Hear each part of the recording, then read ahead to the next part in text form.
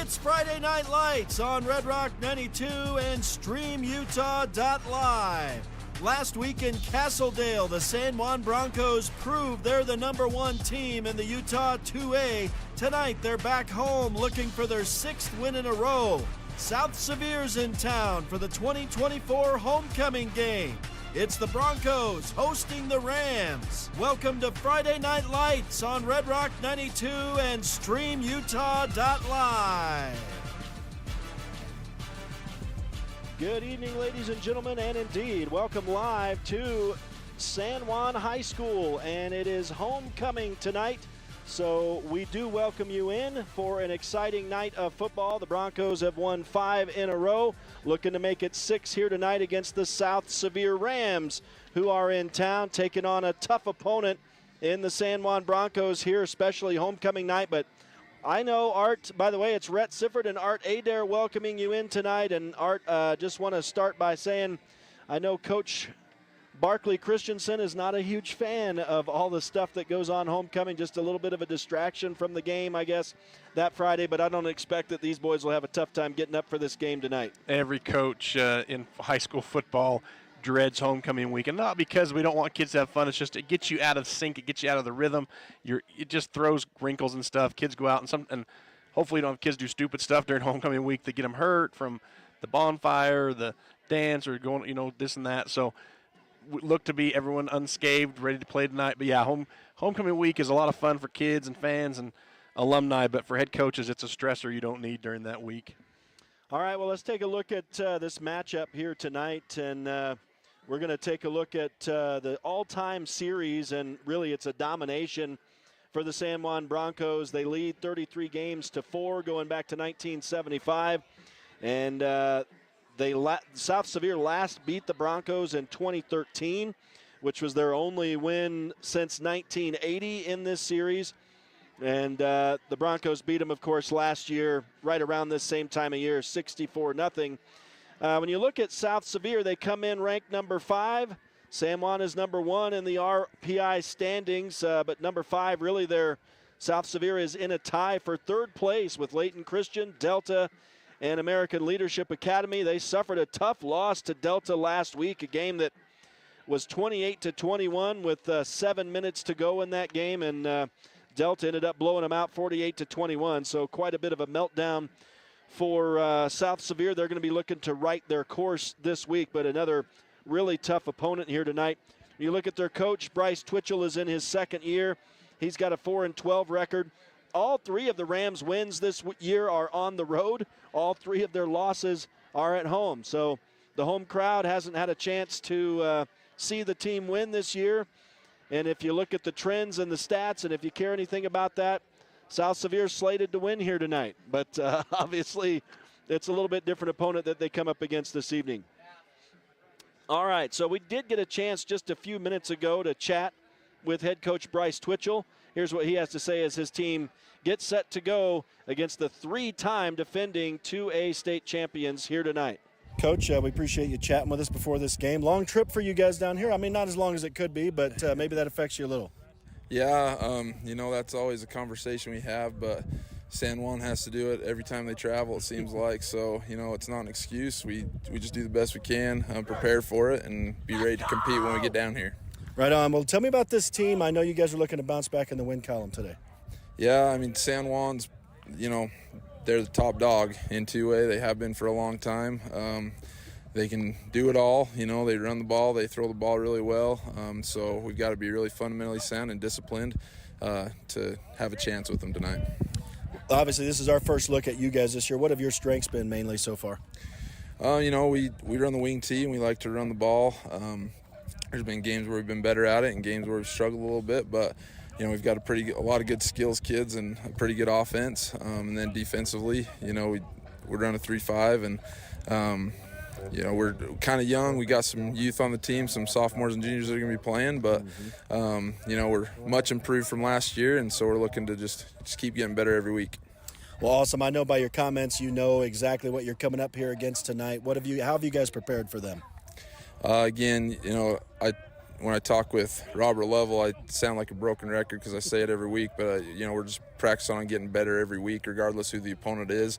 And so, we've worked a lot on fundamentals, but we've scouted them a lot, looked at a lot of film, and they don't change much year to year either. They kind of do what they do. They're successful with it, and so we know what we're up against, and we just got to play our game and be disciplined. Well, whether it's a win or loss here tonight for you guys, what do you want to see your boys accomplish out here? Again, just playing their best game of the season. We want to be better every week. We had a little bit of a letdown in the fourth quarter last week with Delta, and so we're looking to play 4 full quarters of good football and compete with them every play. So. Okay, Coach, we appreciate it. Thank you, sir. Have a good game, man. Thank you. Appreciate it. And thanks to Coach Twitchell for chatting with us before the game, and heard 2 of myself there. That's all right. Just continuing to take a look at the South Sevier Rams here on the pregame show tonight. Friday Night Lights on Red Rock 92 and StreamUtah.Live. But Canyon Okerlund is the quarterback, and he's all over the place. He's averaging 42% completion this year. But, boy, I tell you, when you compare the 2 quarterbacks tonight, Jayton Knight, of course, is up almost to 1,700 passing yards. And Okerlund has 446 on the year. And there were no stats on Max Prep, so I'm getting these from Deseret News. So I'm not 100% sure if this is all the games or not, but at any rate, that's a major disparity. And obviously it's not a passing team tonight. They do it by way of the run, but the quarterback is actually leading their runners as well. He's got 263 yards on the year, 50 carries, and 7 TDs. So not only is he their quarterback, but he's the main guy who's going to run for him tonight, at least stats-wise. And then you got Boston Palmer with 239 yards and 1 touchdown. Chase Spackman has 3 TDs, only 156 yards rushing on the year. And Hudson Flinders, or is it Flinders? I'm not sure. Flinders, I would guess, with also 156 yards and 2 TDs. So those are the main 4 guys. And again, without seeing anything but stats, you don't know if these are underclassmen who come in, or they're not underclassmen, but I don't know. Maybe with a running game, with the wing tee that South Sevier runs, these guys all rotate in and out, running with each other. So at any rate, so that not a whole lot in the passing game. And, they're only showing on defense guys with 7 tackles on the year, so I can't think that that's super accurate. Boston Palmer, the leading defender, with that stat. Canyon Okerlund, the quarterback, with 4 tackles, was next in line. But again, I can't put a whole lot of weight on some of these stats. But at any rate, Art, we know that it's going to be a running team here tonight, and the Broncos have just specialized in shutting down the run lately. Yeah, and Okerlund's a good kid. He's a good quarterback. He's tied for second in the 2A with Jagger Neves from San Juan for rushing touchdowns in the 2A with 7, like you mentioned. And so he's going to run the ball a lot. And if their offense, they run that wing tee, it is a heavy misdirection, different options. I mean, they'll hand the ball off to 4 or 5 different guys throughout the game. You'll see some passing, though. They like to get those guys open in space. They run that buck sweep to one side, waggle it to the other side with that quarterback with that tight end slipping back right between the linebackers and the safeties. And if the indication was from the C-team game earlier, which San Juan easily won, but there was some times, a lot of plays in that where heavy run and then skip somebody out there in those zones, and they were able to complete a lot of passes for a lot of yards in that JV C-team game. So if it's any indication of kind of what they want to do here tonight with the varsity, San Juan's going to have to be real careful to watch because they've got a lot of options in that wing tee. It's a heavy run offense, but it can be a passing style offense if you put too many guys in the box on the defense. Well, I think if there's anything San Juan learned last week, if they didn't know it beforehand, is you can't come out complacent at all against any opponent. It doesn't matter how much you're favored by or how weak you think they might be. You can't look past them, and I guess it's good to learn that lesson midway through the season, not late in the season, but the Broncos kind of faced that last week. And we've seen teams throughout this season, and throughout the years where teams will come out, you've watched film on them, but you haven't hit pads with them, and they'll come out and they'll have a drive or two that really kind of make think, oh, man, this team could be a good team, could be a good test, and then San Juan just overwhelms them. So if South Sevier is going to be successful tonight, they're going to have Okerlund huge tonight in his running game, his passing game. He's going to have to make the right reads in the wing tee, and they're going to have to block up front. But the other thing they're going to have to do is they're going to have to control the pace of this game, because we saw it last week, Rhett.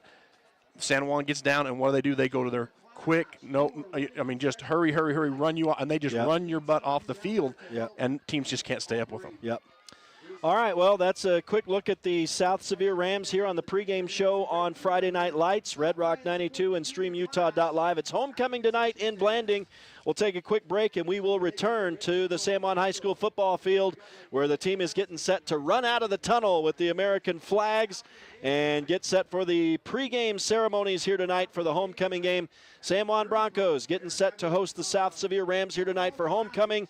We'll continue the pregame show when we return. We'll talk about the San Juan Broncos. Stay with us. It is Friday Night Lights on Red Rock 92 and StreamUtah.Live. Since 2009, Blue Mountain Hospital has set the standard for rural health care, bringing excellence in healing, quality care, and inspired staff to San Juan County.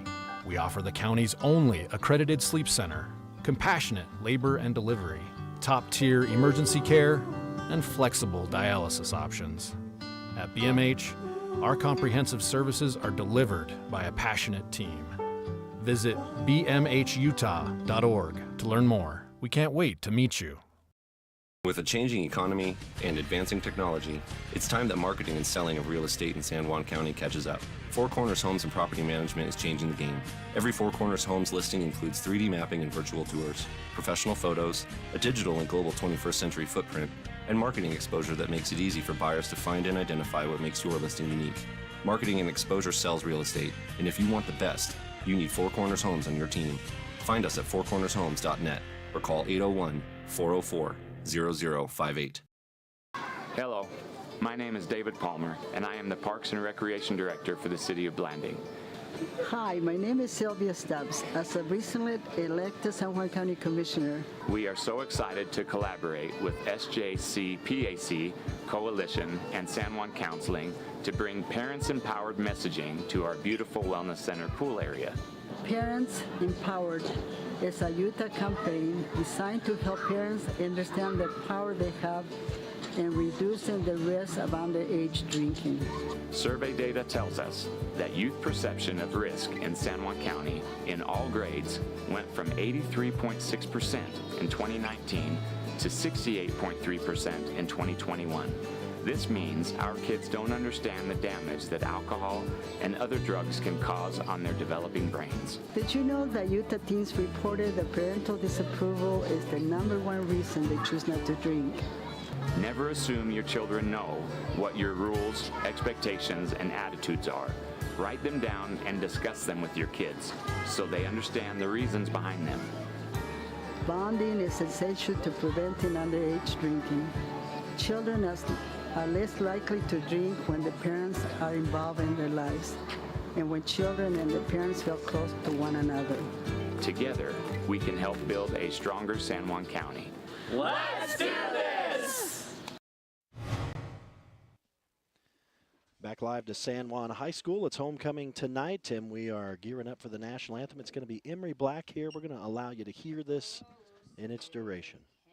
You see by the dawn's early light what so proudly we hailed at the twilight's last gleaming, whose broad stripes and bright stars through the perilous fight o'er the ramparts we watch, we're so gallantly streaming, and the rocket's red glare, the bombs bursting in air, gave proof through the night that our flag was still there.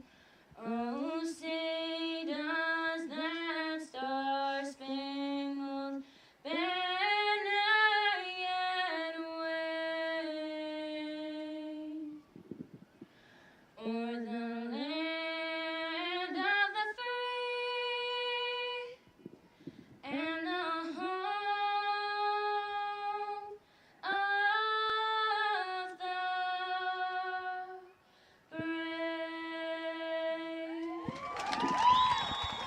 And a beautiful rendition of the national anthem tonight by Emery Black here tonight from San Juan High School as she gives a proper opening to this homecoming game tonight. The team out there on the field with all their American flags, and it's quite a scene. And Art, tonight here for homecoming, they've broken out the gold unis again here this evening. It's been a while since we've seen them. Yeah, I think they only use these at homecoming night, and they look pretty classy. You can see the numbers really good on these ones, so hopefully I don't get them wrong tonight. Yeah, they ended up using these a whole lot last year, even through the playoffs. I'm trying to remember, I think they went back to the standard uniform in the state championship game, but I know they wore these in the semis last year, so it's a uniform they developed a love for, and we'll see how often we see it here from now for the rest of the season. It may be a second half of the season type of thing, but we do welcome you back into the pregame show here tonight on Red Rock 92 and StreamUtah.Live, and taking a look at the Broncos real quick now.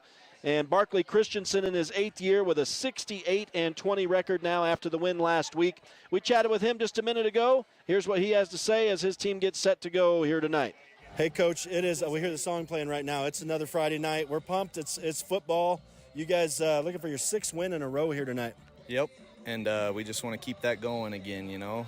Tough loss week 1. We've talked about that, but we've done nothing, I feel like, but improve since then. We got to come out on fire tonight and go, goal is 7. Tell me, you've mentioned little things lately. There are still things that you can work on. I know last week you guys confronted a little bit of a lethargy, I guess, to start. You think maybe that's corrected for the rest of the year? I hope so. I think that's going to be the big challenge, and it could be even week to week sometimes. So, these guys got to remember, and they said they've learned their lesson, but it's always hard.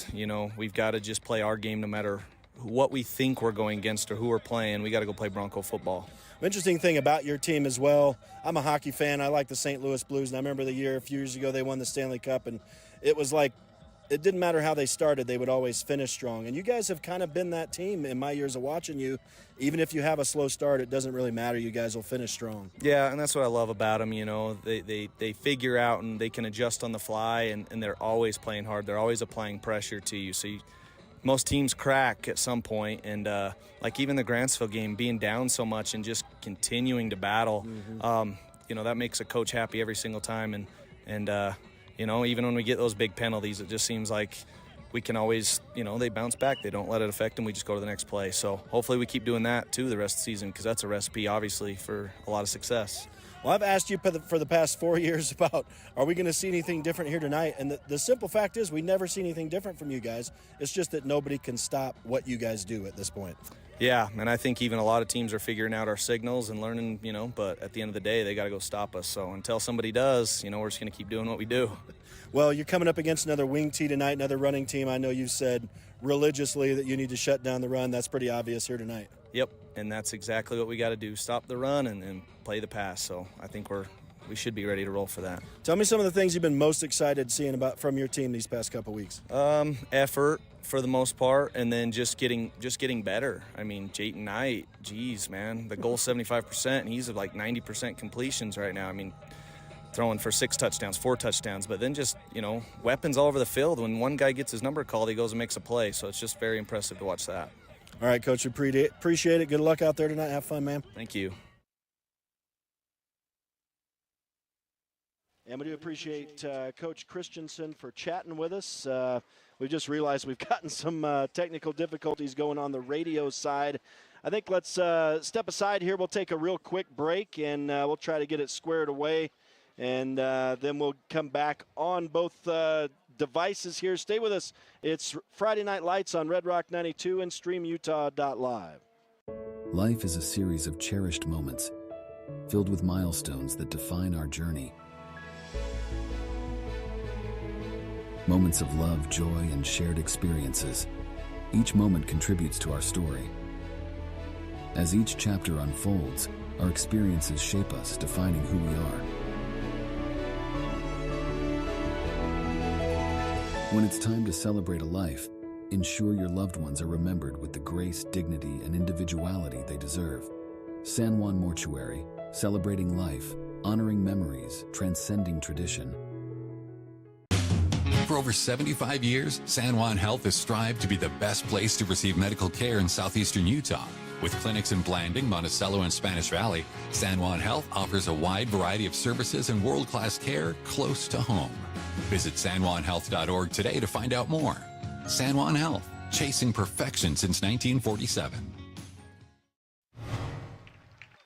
Welcome back live to San Juan High School. Friday Night Lights on Red Rock 92 and StreamUtah.Live. It came to our attention that we had last week's broadcast playing on the radio, so our apologies there. You heard a little bit of an encore of the pregame show from Emory, and I think now we've gotten it squared away, and we are actually underway here tonight. It is homecoming. We welcome you in. For those of you on the StreamUtah.Live stream, nothing has been strange for you other than us realizing what went on. And so at any rate, we're underway. South Sevier receiving the opening kick, and they'll go right to work, not surprisingly, on the ground, as this is a running offense, and they go right to number 3, Boston Palmer, and he gets 3 yards on the first carry of the night.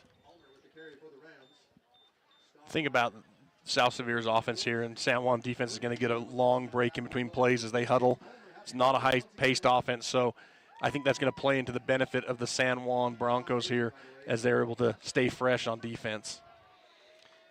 So the quarterback, Canyon Okerlund, who's also the team's leading rusher, from under center in the wing T, throws complete. So they do go to the air, and now breaking tackles is Boston Palmer out of the backfield. He'll make a catch and get up near the sticks. I think that's going to move the chains. It will.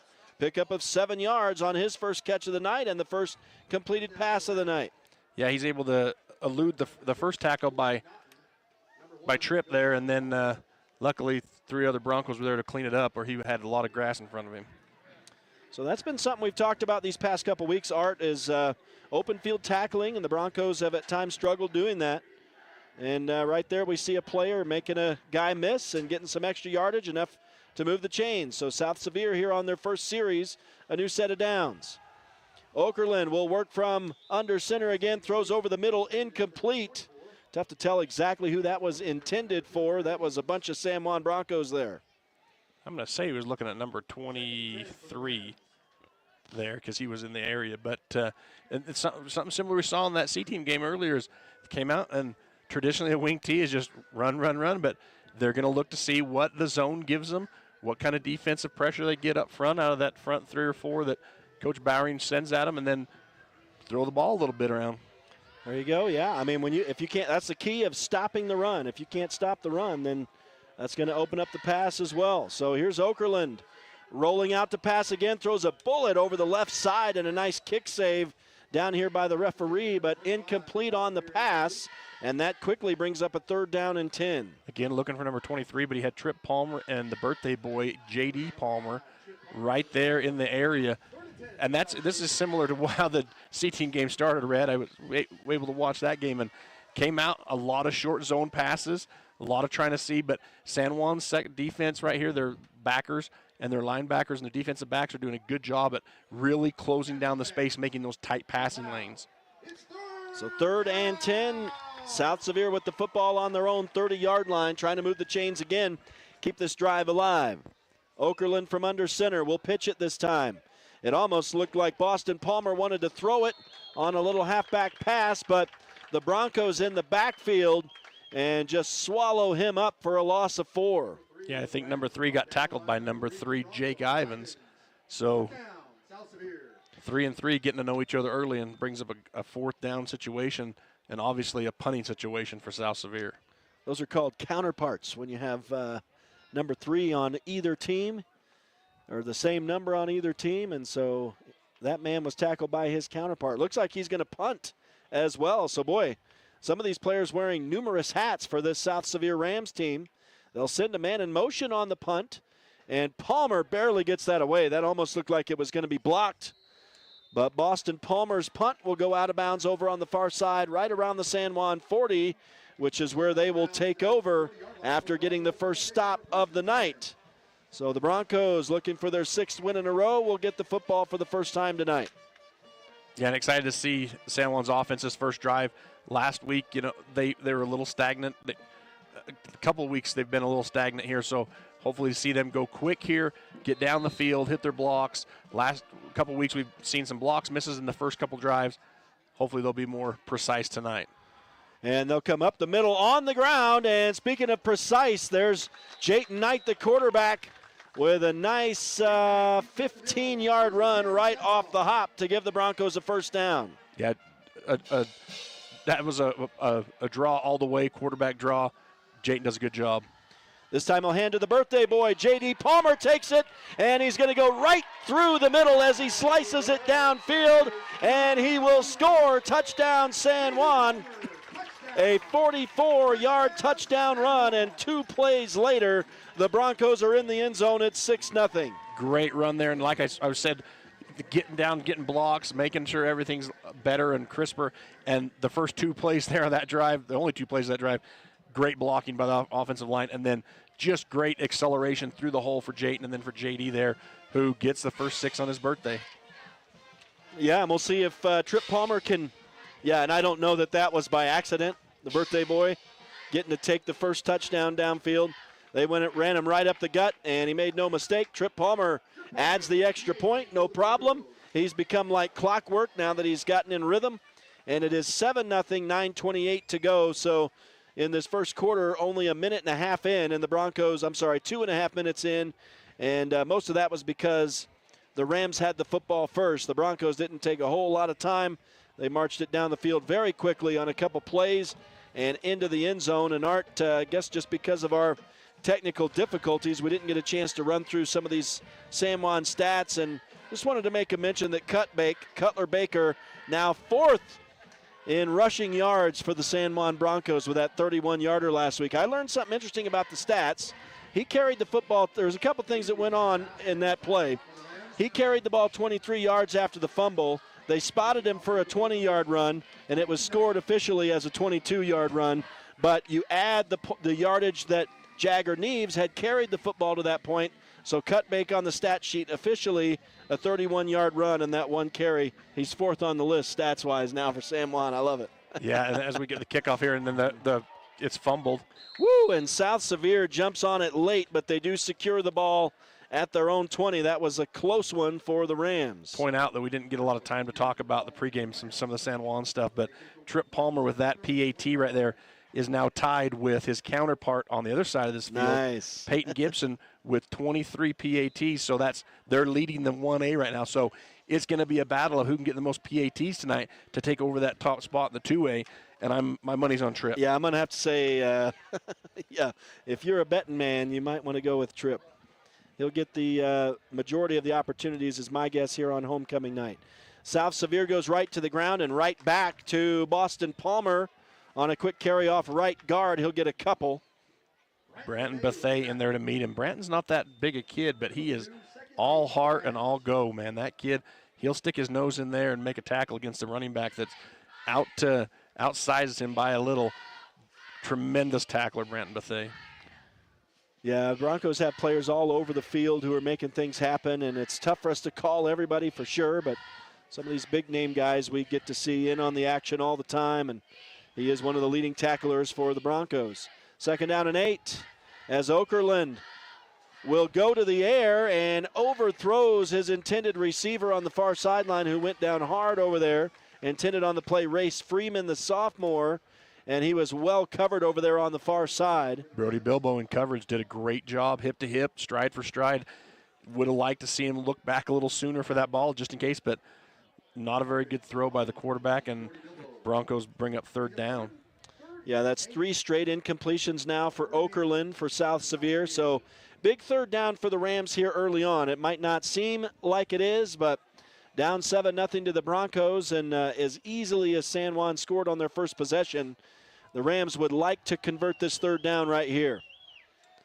And Okerlund will roll out to his right. He slips as he throws, and that ball sails into the San Juan sideline. Incomplete. 4 straight incompletions for the senior quarterback, and that's going to bring up a punting situation. Yeah, lots of pressure there by that front 4 of the San Juan Broncos, and Okerlund just unable to get his foot set, and he just goes down. He throws it off, dangerous throw, but at the same time comes out of bounds, so no harm, no foul. But, yeah, better take that than the sack.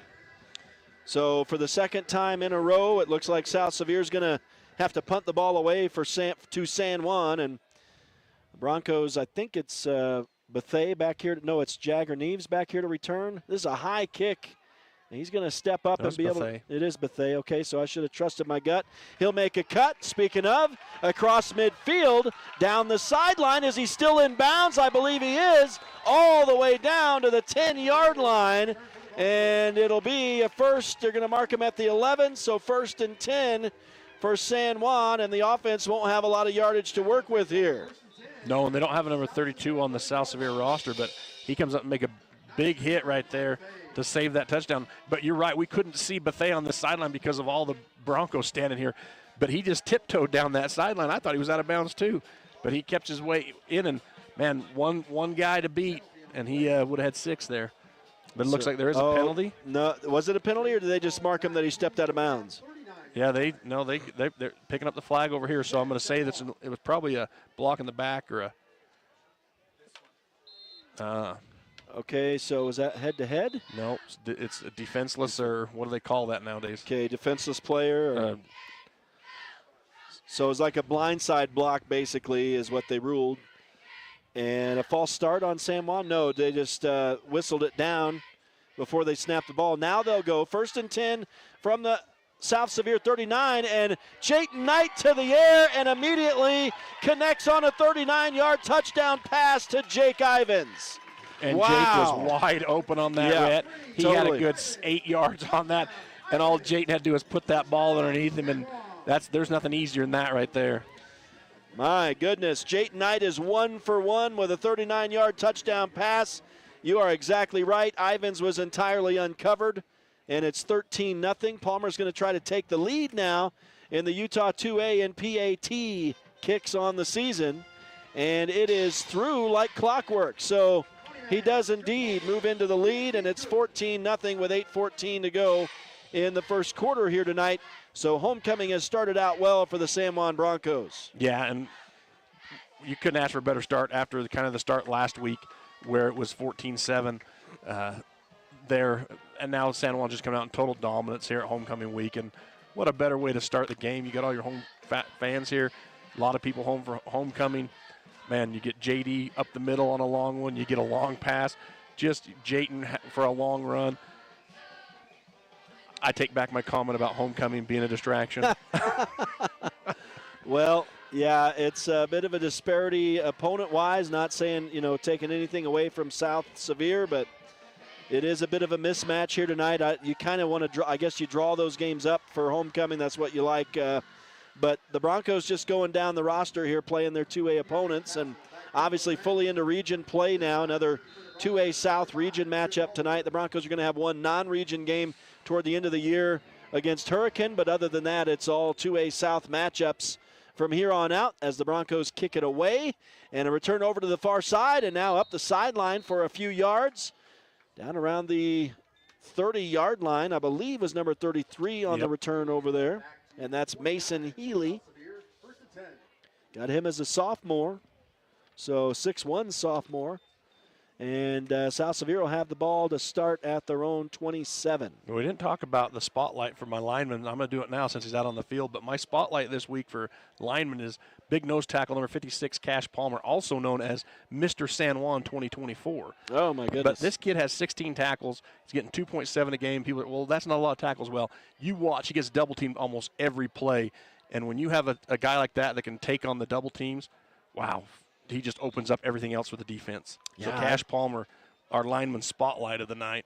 I just took a minute to watch him there as Canyon Okerlund carries for South Sevier. And now I guess we see why he's the leading ball carrier. He goes a quick 4 yards. And, well, I tell you, he's the only one right now who's gotten a whole lot of yardage on any kind of run. And that's not a whole lot by normal standards, but it is one of their better plays. They had a 7-yard pass, but other than that, that's their longest run so far of the night. 2nd down and 6. Little misdirection in that wing tee in the backfield, and this is going to be a decent run down around the sticks for South Sevier. Tough to tell who was carrying in that gaggle in there. It looks like it was Boston 3. Palmer again, yep. And he'll go the 6 yards. No, looks like they're going to spot him with 5. So he comes up a little bit short, and now net yards, he's got 6 on 4 carries with that one. They do move the chains, so they give him 6 yards. And so we'll make it actually a 7 yards net for Boston Palmer, the senior. South Sevier back up to the line of scrimmage, trailing the San Juan Broncos 14-0 here in Blanding tonight. It's homecoming for the Broncos. And the Rams running into a wall of Broncos right there as they try to run it off right tackle. Nothing doing for Boston Palmer. Number 25 that time on the carry. Excuse me. Brought down by number 7, Jayton Knight. Hudson Flinders' first catch of the night, and hopefully I'm saying that right. We could ask Robert. The Mid-Utah guys are here tonight doing kind of an extra coverage. They're not on the radio or anything tonight, but check that tackle. 7's not out there. Don't know what I'm seeing, but I got 25 right. There you go. So 2nd down and 10 as they'll do a little counter. This time, number 24 is going to carry for a couple yards. Chase Spackman, the senior, so they're starting to get some of their other running backs some touches now on this third series. Yeah, a little trickeration to see if they get some offense going here out of the run game. But J.D. Palmer and Branton Bethea are right there to sniff that out. They don't fall for the initial handoff. As they do that counter back, they give it 25, and then 23 takes it the other way. Or 24, one of those two, 24. Yeah, it was Spackman. And wearing the green shoes. That's right. He's tough to miss. And we'll see a passing down, obviously. Wow, through coverage and complete over on the far side, and a big gain for South Sevier. Finally, Javen Montella tracks down Race Freeman, the sophomore, but he goes all the way down to San Juan's 14-yard line. Wow. And that's what that wing tee does. It lulls you into that false sense of security. They're going to run the ball. They're going to run the options. They're going to run their reverses, the waggles, and then they go deep down the field because they get that one-on-one matchup with nobody over the top, and they just suck you in. Good job by South Sevier for taking what the defense was giving them.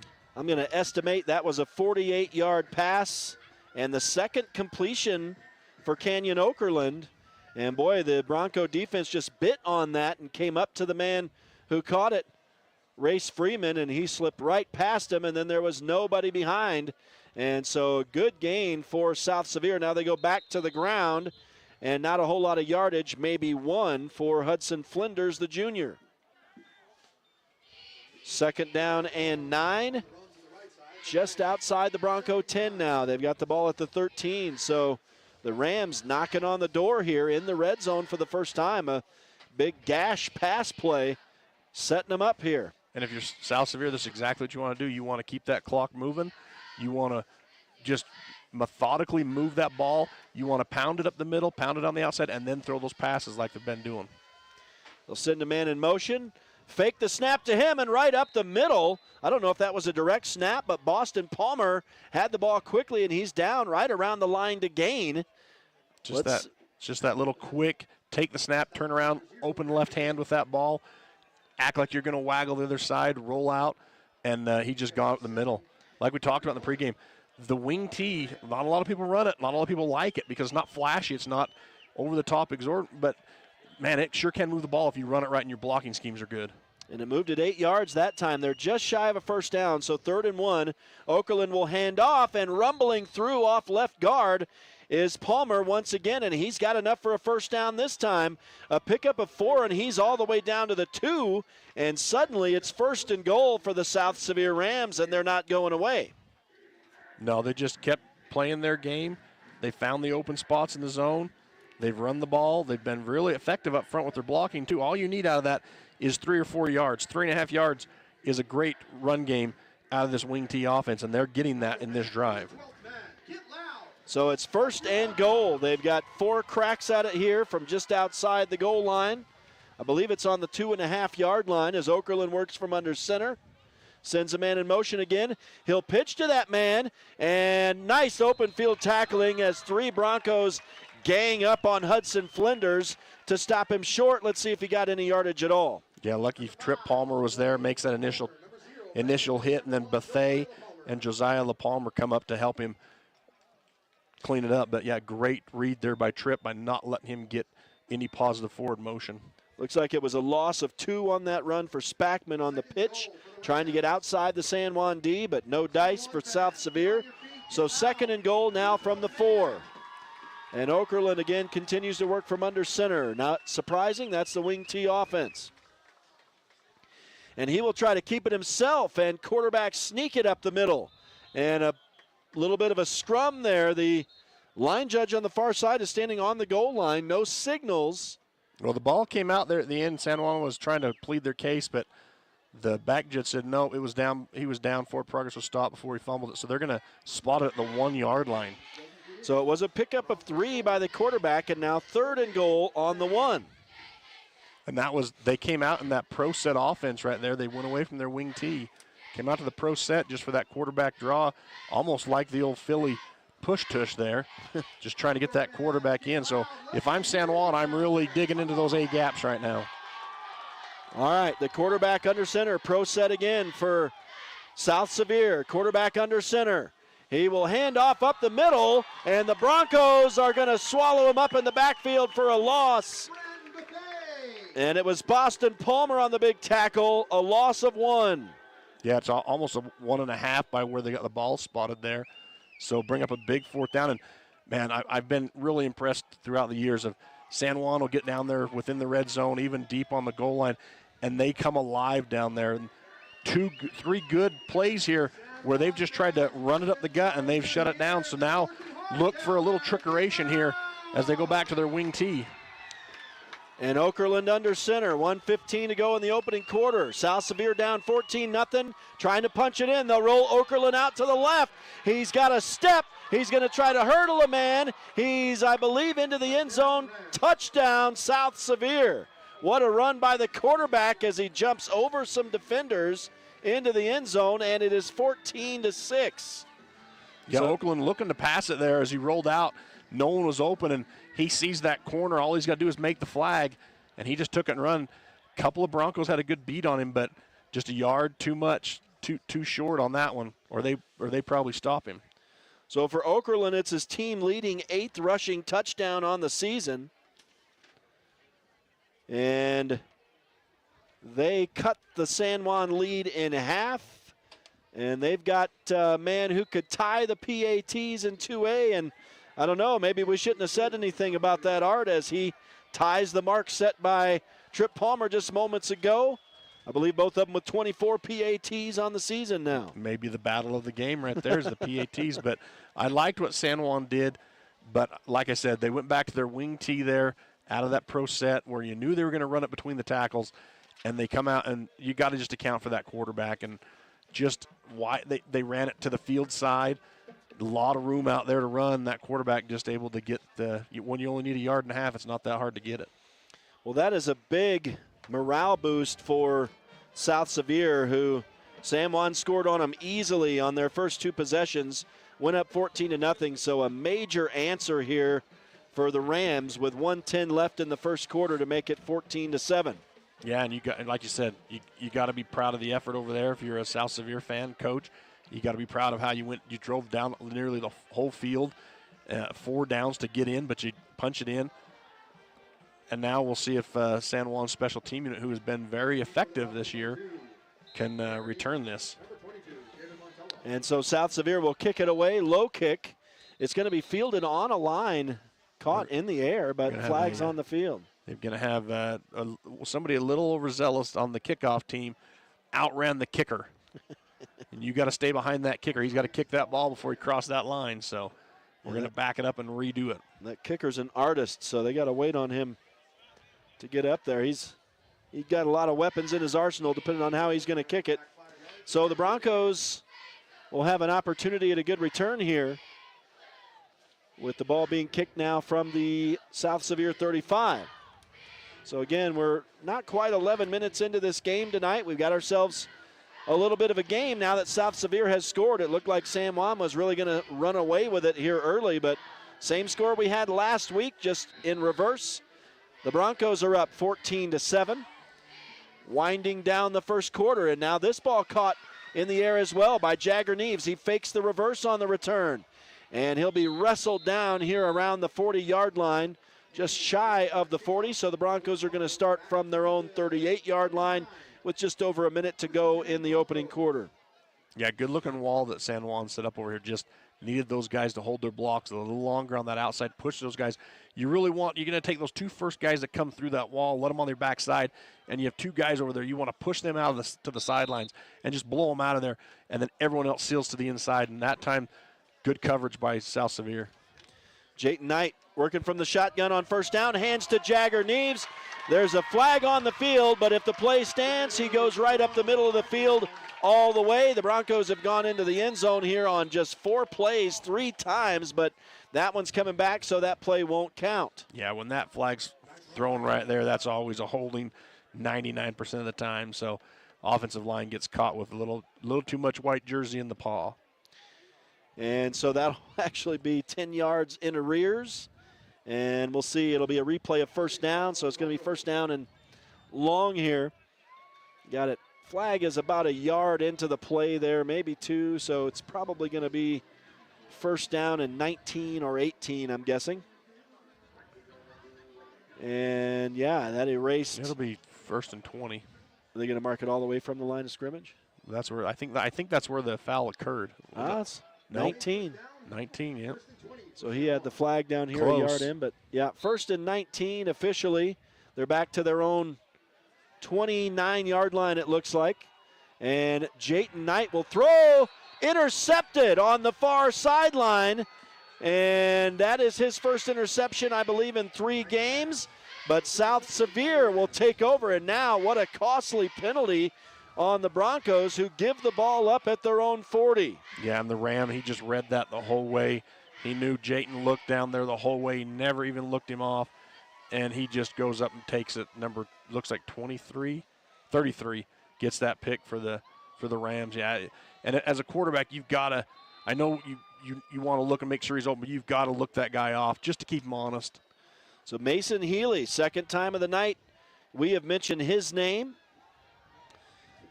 And just out of curiosity, I can go through. Yeah, that is his second interception of the season, according to the Deseret News website stats. As Okerlund actually works from the shotgun, flags fly in the backfield here. And now, so we'll see. This is going to be hold on South Sevier. And that will mark them backwards. Very similar to what happened to San Juan. But, boy, the Broncos turn it over for the first time in a while. A meaningful turnover, I would say, here. And the Bronco defense now looking for a big stop. But that'll push South Sevier all the way back to the 50. So they do have a first down and 20. Yeah, and if you're San Juan, you don't want to try too hard here. You've got a good enough offense. You've got enough good defense. When you're back on offense, take what the defense has given you. If you've got good coverage, don't try to squeeze that in there. Just take it and run, get upfield, get positive yards.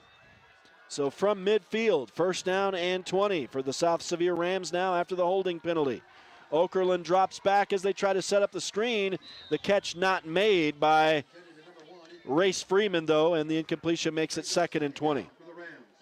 Yeah, good pressure there on the screen. Typically, the offense wants good pressure so they can get you behind the line of scrimmage. They get their linemen rolled out, get that pass behind everybody. But there was so much pressure that time by Bethea and Knight that he couldn't get his feet set, couldn't come through with that ball, and it underthrows it. And if you can't read the screen and blow it up on the receiver, then get to the quarterback and put pressure on him so he can't make the throw. Looks like South Sevier is going to call a timeout. This coming with 36.5 seconds to go in the opening quarter. Clock was stopped with the incompletion anyway, but this will give us a chance to step aside for some commercials and get some sponsors in there. We do thank you for joining us tonight. It is a 14-7 lead for the San Juan Broncos, winding down the first quarter. South Sevier with the football. We'll come back to the San Juan High School football field for homecoming. It is Friday Night Lights on Red Rock 92 and StreamUtah.Live. You don't have to be sidelined by sports injuries in San Juan County. Precision Rehab provides physical therapy in Monticello and Blanding, as well as Montezuma Creek and Monument Valley, where our therapists have helped athletes of all ages get back in the game since 1996. Precision Rehab is dedicated to restoring you and your loved ones to peak performance when pain and injury slow you down. We offer innovative, effective treatments that make a difference. Treatment is covered by most insurances, including Medicare. Call 435-678-3869 for an appointment. That's 435-678-3869. Or find out more at PrecisionRehabUtah.com. Welcome back live to San Juan High School as Okerlund throws complete, and my goodness, did his receiver take a beat down. Boston Palmer took a couple of huge hits over here. for his trouble. He picks up 5 hard-earned yards, and, man, he is flexing the neck and the rest of his limbs and joints after that one. And Trip Palmer comes up. He's a little worse for wear, too. He's the one that laid the initial blow out there, so neither one of them comes up unscathed right there, and we're going to go to the end of the quarter here. Wow, that was some good hit. That was like the pinball machine there for Freeman. Sorry, that wasn't Freeman. That was Boston Palmer out of the backfield. But so the quarter will end. San Juan with a 14-7 lead here tonight. Homecoming on the San Juan High School football field. We'll step aside again and return for the start of the second quarter. Stay with us. It's Friday Night Lights on Red Rock 92 and StreamUtah.Live.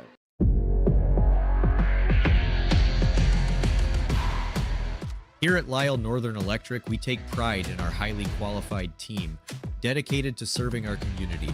Whether you need commercial, residential, or solar electrical services, our certified experts are ready to meet your needs. We are proud to support our community, especially our youth and high school athletics. Lyle Northern Electric, serving our community since 1957. At Energy Fuels, creating opportunities and participating in the local community is important to us. Thanks to our dedicated employees, we're safely producing critical materials that support cleaner energy sources and a better planet for future generations. Knowing that the youth of today will make great contributions tomorrow, we're proud to sponsor San Juan High School athletics.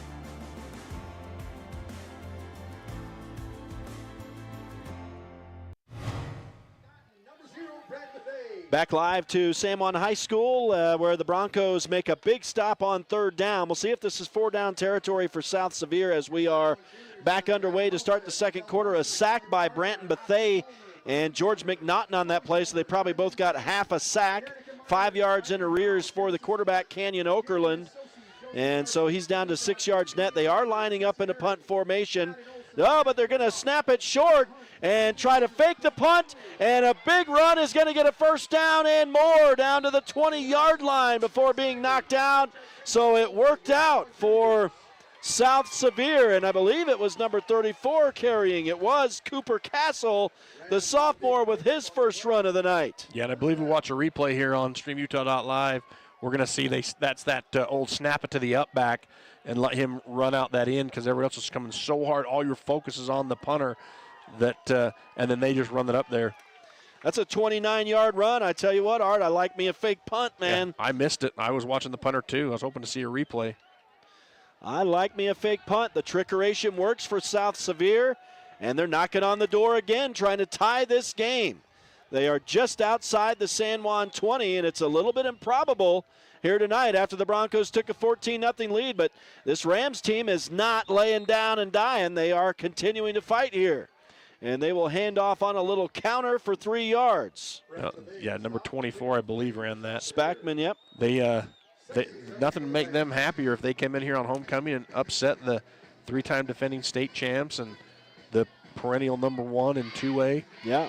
Yeah, that would be a boost of everything. I think they'd probably get a fire truck ride tonight. That'd be a pretty impressive upset, that's for sure.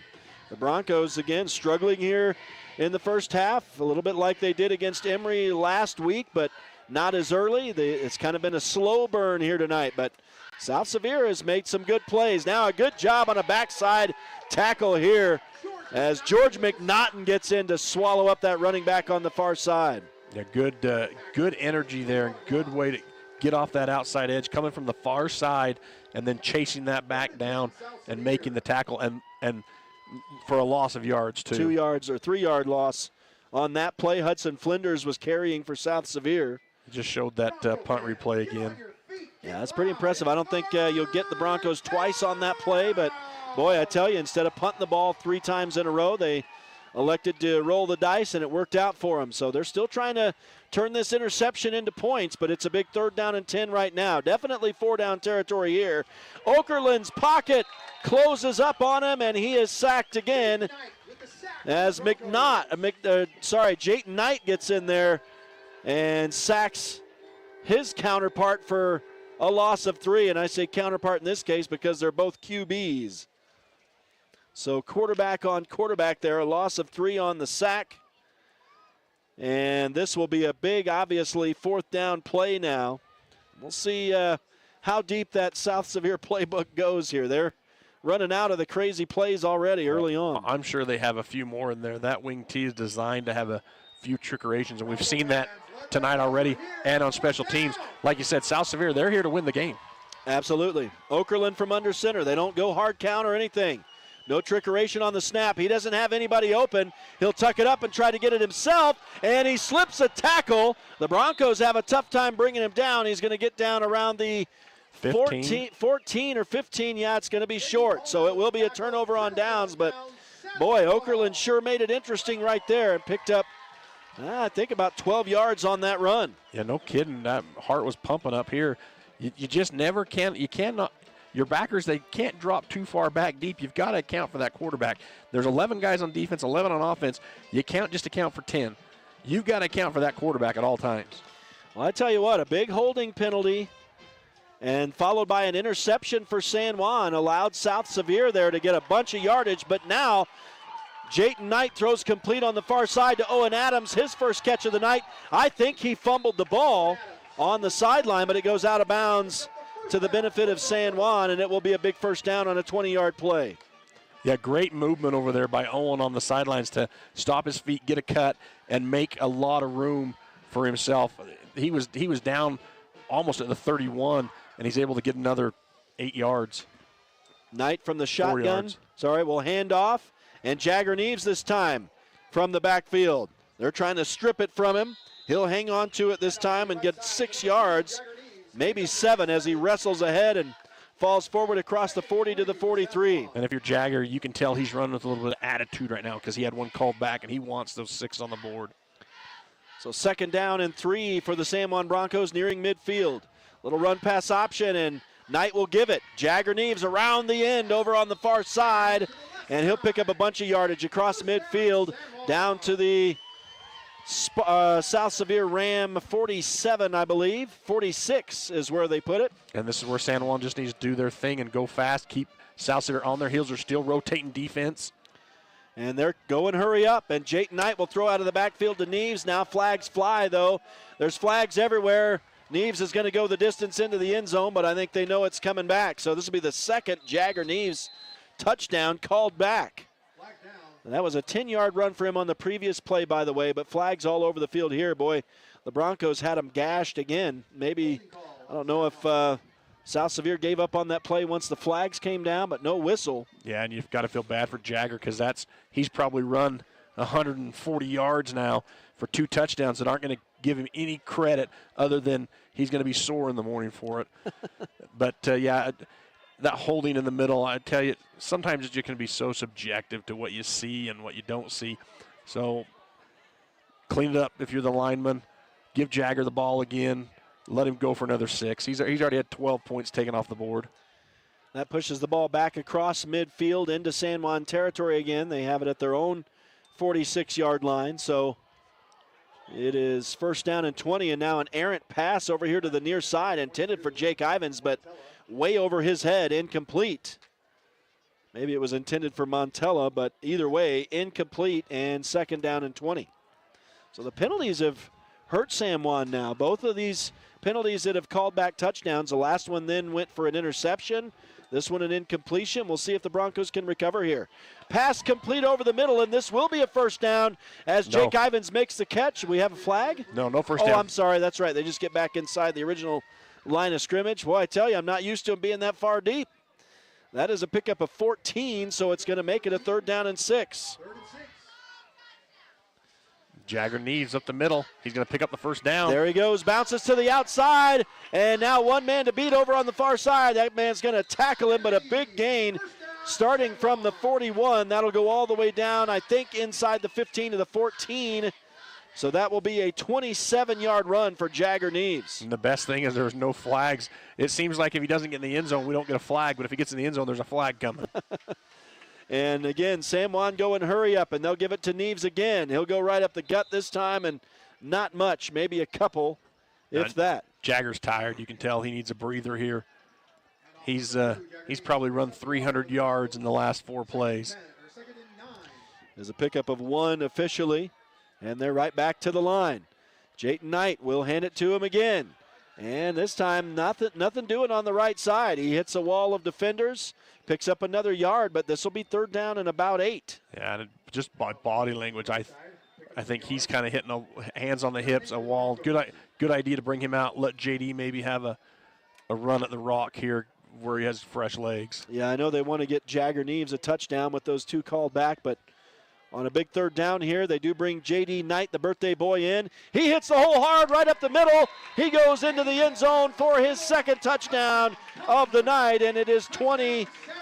The birthday boy getting paid off once again. J.D. Palmer, I tell you, sometimes you just got to go with the fresh legs, and I feel bad for Jagger because he earned those 2 touchdowns, and he doesn't get them, and then he's got to come out because he's just tired, and fresh legs against a tired defense get you 6 on the board. I tell you what, J.D. Palmer, I may have called him J.D. Knight. If so, my apologies, but whistles now on the PAT. But 2 touches for J.D. Palmer, 1 in each quarter, both touchdowns. 44-yarder, now a 14-yarder. And Palmer has 7 rushing touchdowns on the season. He's trying to tie Jagger Neves, and so, boy, if those two have any kind of a contest going on with each other, you know Jagger's a little bitter about that right now.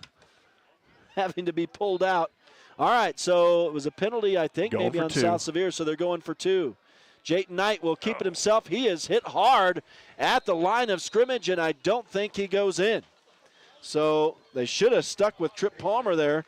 Forget the matrix. Do they not know Trip's in a race? Yeah, for first? I mean, we got a major contest. Send somebody here. down there, send a messenger down there. And So, I don't see a 29 on their roster, but that's who I thought it was makes 25. the stop. Was it 25 that makes the stop? Yeah, which is one of their running backs as well, Hudson Flinders. They got guys doing yeoman's work all over the field, both defense and offense for South Sevier. And they hold him out of the end zone right there, preventing the extra point. So we'll see. The Broncos, of course, are hoping that extra points don't come into play in this thing tonight, but it is just a 2-touchdown lead again, minus an extra point, 20-7.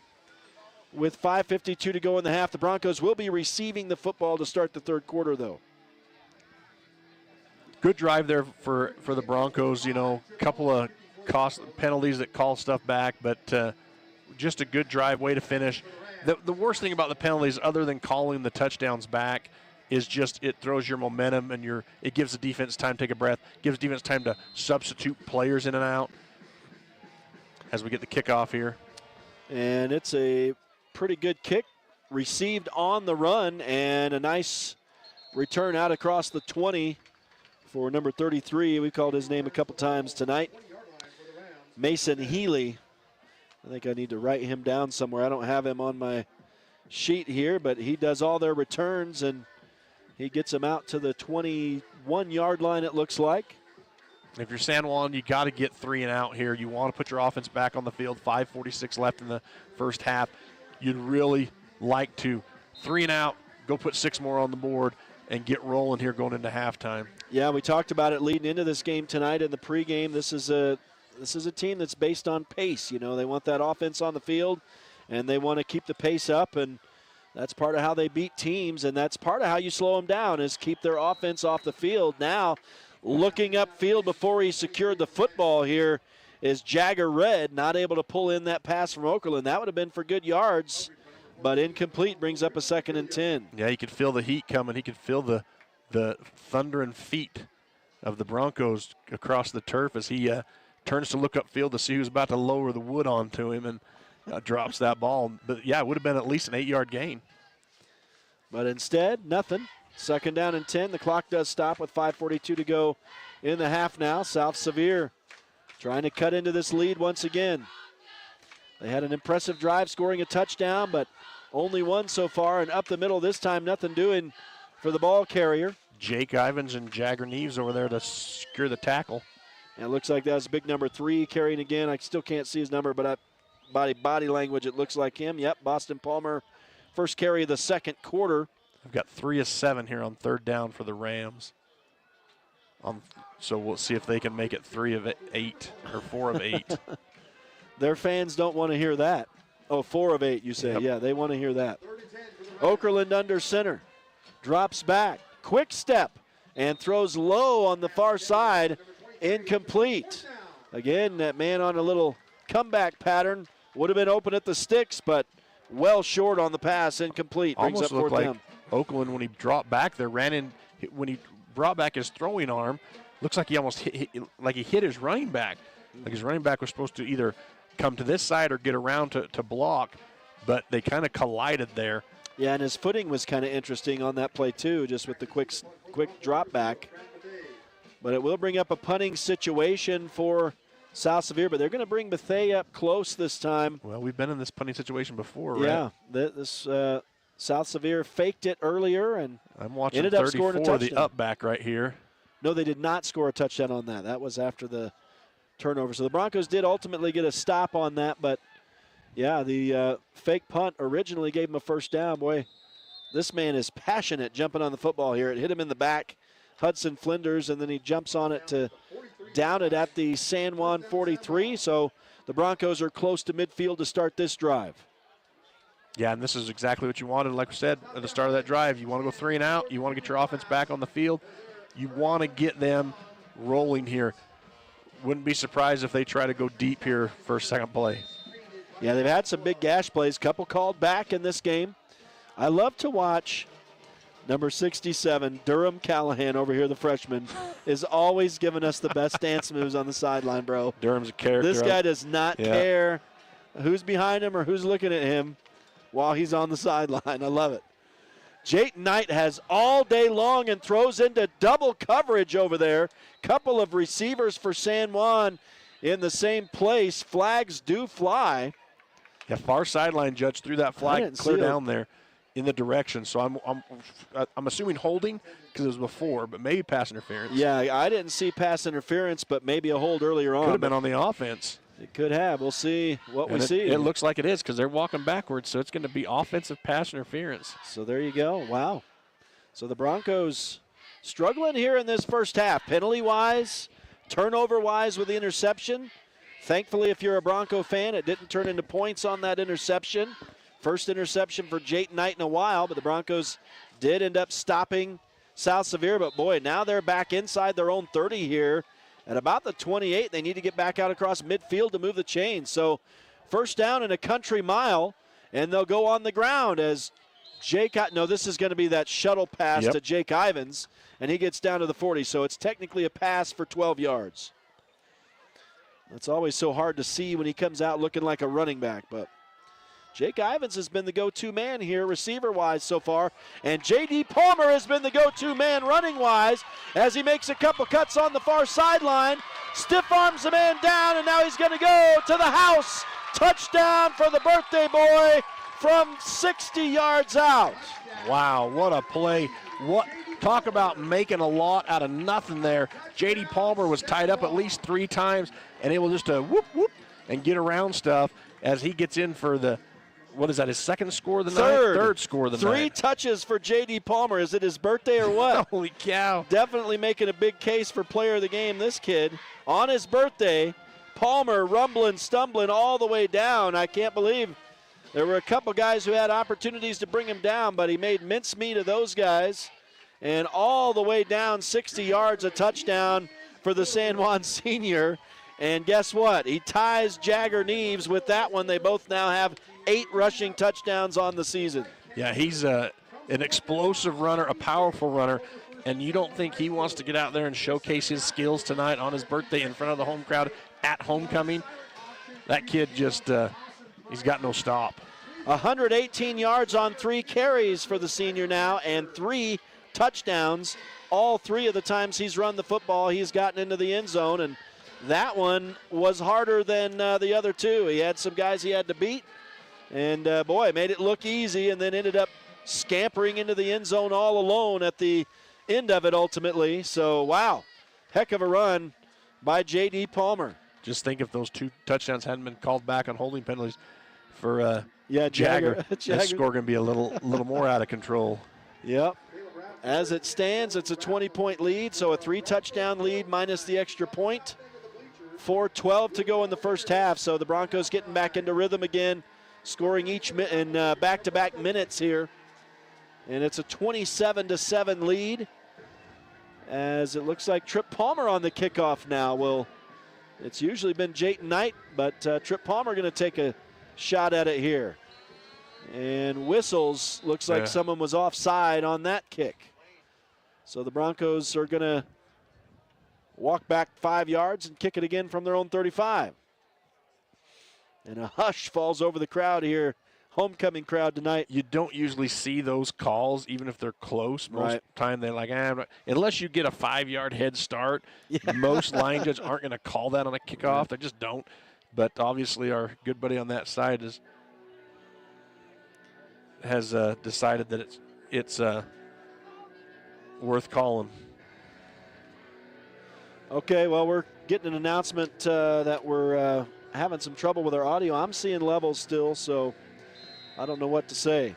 Someone may just need to refresh their stream as the Broncos kickoff is away this time, coming down at the 15-yard line, and it'll be returned by number 33 again. I told myself I'd write his name down. We're calling him on every kickoff, and I imagine he's going to have a lot more opportunities. Mason Healy returning the ball. Nice tackle, I believe, by Cole Duke down there, as he had a full head of steam. Across the 20 to the 24, for Healy, and it's good coverage by the Broncos. I know I've got people texting me that can hear us, so I'm not sure what's going on with people's streams, but I've been getting texts that people can hear us on the stream. All right, South Sevier is going to bring it out, down by 3 touchdowns again to San Juan. They were down by 2 touchdowns earlier. This is the first time they've been down by 3. And they cut it in half and threatened to tie the game. But the Broncos got a big stop in their own red zone, took over and marched it down. J.D. Palmer on a stop, or J.D. Yep. And I didn't see, I'm just going to assume that time that Boston Palmer was carrying the football for 1 yard for South Sevier. 18 yards for him on the night in 9 carries. So that shows you the difference between his night and J.D. Palmer's night. He has 118 yards on 3 carries. And so a 2nd down and 9 for a South Sevier offense that's not designed for speed. The wing T, and they've got 3.5 minutes, just under 3.5 minutes to work with here, trying to cut into this Bronco lead. Send a man in motion, fake that high snap again. The quarterback throws low. Okerlund throwing incomplete on the far side again with another low pass for a man who was open enough to make a catch over there. Yeah, Okerlund's not the tallest guy on the team. I don't know if you've noticed that, Rhett. Right. So he has a hard time seeing over those big linemen. I think everybody's at least, half a head or more taller than him on his own offense. So, let alone the big, tall guys on the San Juan D. So he's having a hard time getting those, locating those passing routes, it looks like. On the short stuff. On the deep stuff, he's okay. Well, 3rd down and 9. A big 3rd down for South Sevier here in their own territory, inside their own 30. And it looks like a reverse. And it's not going to go for anything, as ultimately the man who had that football was Chase Spackman, and he lost a yard, bringing up a 4th down and 10. Yeah, good job at staying home for San Juan as they try that reverse, hand it to 25 around the right side, then he hands it back off to number 24, Spackman, and 2 or 3 Broncos just standing there right in that gap, waiting for that reverse play. So again, South Sevier is lined up to punt here, and with 2:45, so still plenty of time left in this first half for the Broncos, who are going to get the ball back, and an opportunity to return this one. Bethea, no, it will take a east-west bounce on Bethea. I think if that would have bounced up into his hands, he'd have snagged that and run for it, but no opportunity there. The Broncos will start inside their own 40. Well, we've seen that this year. He's a little more daring, even when those defenders are bearing down on him, to take that and try to get some positive yards out of it. So you're right. If it wouldn't have taken the east-west bounce, you might see I could tell he wanted it. He wanted it. He was, but he'd have needed to step up to catch it in the air, I think. But he might have gotten his clock cleaned if he had. He was hungry for it, like me going to Dirty Pop to get my cookies. There you go. So 1st and 10 for the Broncos from their own 38. Knight throws into coverage. A flag down there. Yeah, and I was going to say, man, that looked early to me, just live up here. And the back judge, he decides it's the same. I think you're going to get a pass interference here. I've got an opportunity for my own replays over here as well. on delayed. I'm watching the stream, so it'll be 1st and 10 for San Juan, as that will be a pass interference. And boy, for South Sevier, you don't want to give San Juan any gifts here. That'll move them inside South Sevier territory. A new set of downs for the Broncos from the Ram 47. And boy, Rams were in the backfield there, almost knocked that pass down, but it did find its way to Jagger Neves. So out of the backfield, he will get 12 yards on a catch and another first down for San Juan. Yeah, I thought for sure that ball was going to be batted down just from this angle that we have, but able to make it in the hands of Jagger, and he's able to get the first down out of it. Right down to the 35-yard line, and now Neves will take the ball again on the ground this time. He stiff-armed a man and fell down at the 15. You know he wanted to get into the end zone. Flag. But is there a flag? Far side of the field. Okay, yep, I saw that ref not moving over there. It's going to be a hold on San Juan. I think you got to stop handing the ball off to Jagger Neves every time it's coming back on a hold. I think these refs are conspiring for the birthday boy here tonight, Art. No, he's not the to get him on the offense. To get J.D. Palmer all the every stats. time Jagger touches that ball, they are Jagger throwing should just holding quit. He's going to have to take his helmet off and sit on the sideline, man. Maybe they need to go switch jerseys at halftime with someone else. Put him in a freshman jersey and see what happens. Let's fool the officials. Let's play a new game. My goodness. So that'll mark him back to the 45. Yeah, wow. It's like every time Neves touches the ball, it's poison tonight. It results in a hold. He saunters back to the backfield again. He just made it. He's barely standing up out there right now as Jayton Knight throws incomplete on the near sideline. Dangerous pass right there. Yeah, that was Oakland good coverage. Had position on Trip Palmer, inside leverage, and if that ball is another foot higher, man, he probably gets that pick right there. How about the two quarterbacks playing a little bit of defense for their teams out here tonight as well? So, yeah, the South Sevier quarterback vying for an interception there. Now Jagger Neves gets the screen pass, gets some good blocking. Guess what? A flag comes in at the end of the run. They're probably going to call a hold downfield, but we'll see. This is way downfield, so the first down may count here, actually. Probably a block in the back, so it'll be. Well, then, yeah, I guess it's going to go. We'll see how it works. It's holding. So I think that does count the first down, right? And then they mark it back. Yes, it should, because you gained it before, and then it should count back from the spot of the foul, be 1st and 10. Wow. So at least they get the first down this time. But boy, Jagger Neves can't catch a break. Nope, they're going when he touches the ball. So second down, so it doesn't give you the first down. Okay, so it's at the end of the play. Right, but it will be second down and maybe a yard to go here, as the ball is down inside the 30, looks like the 26-yard line. So they need to move. They need to get to the 25 to move the chains. The clock is running.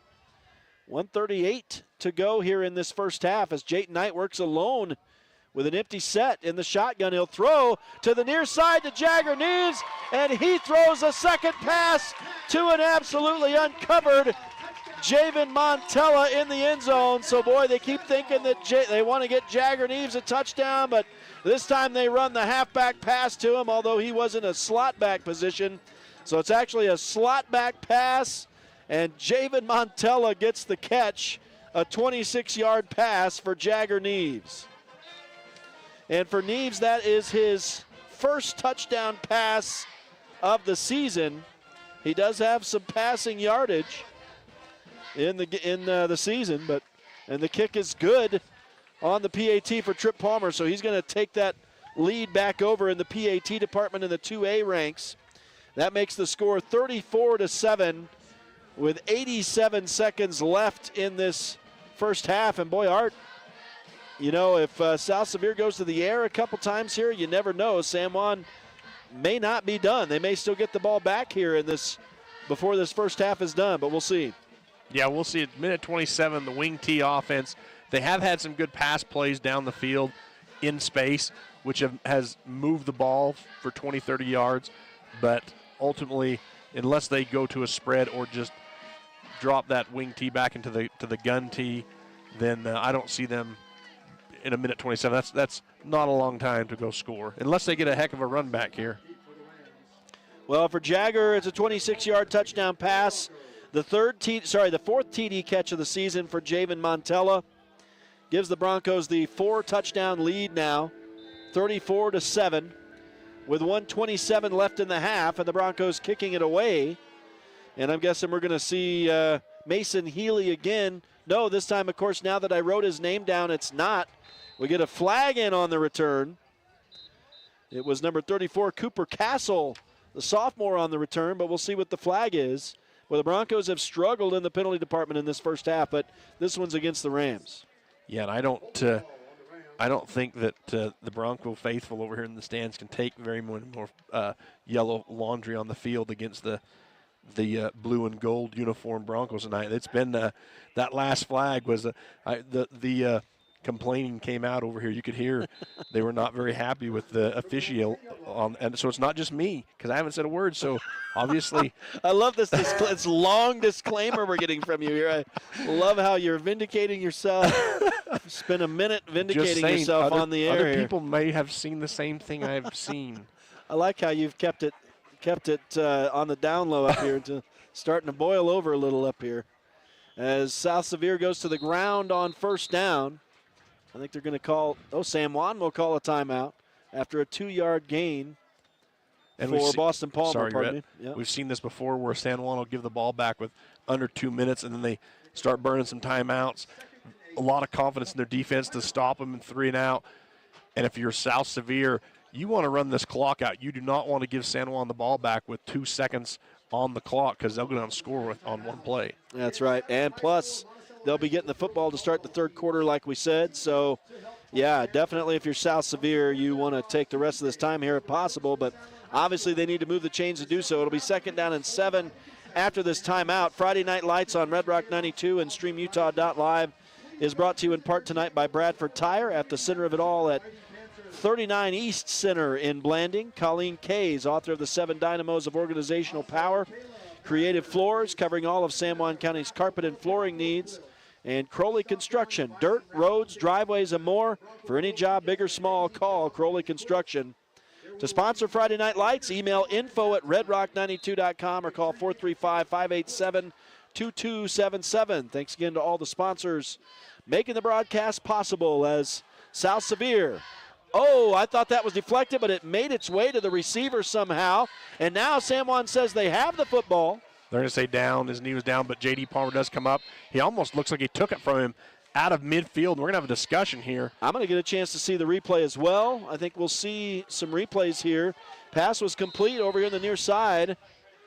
And, yeah, I think Palmer took that away before he was down. But it doesn't look like they're going to rule it that way. It'll be a 1st and 10 on a 15-yard catch for Race Freeman. And our head official decided that he needed to give a sideline warning to San Juan over here as they were protesting the call.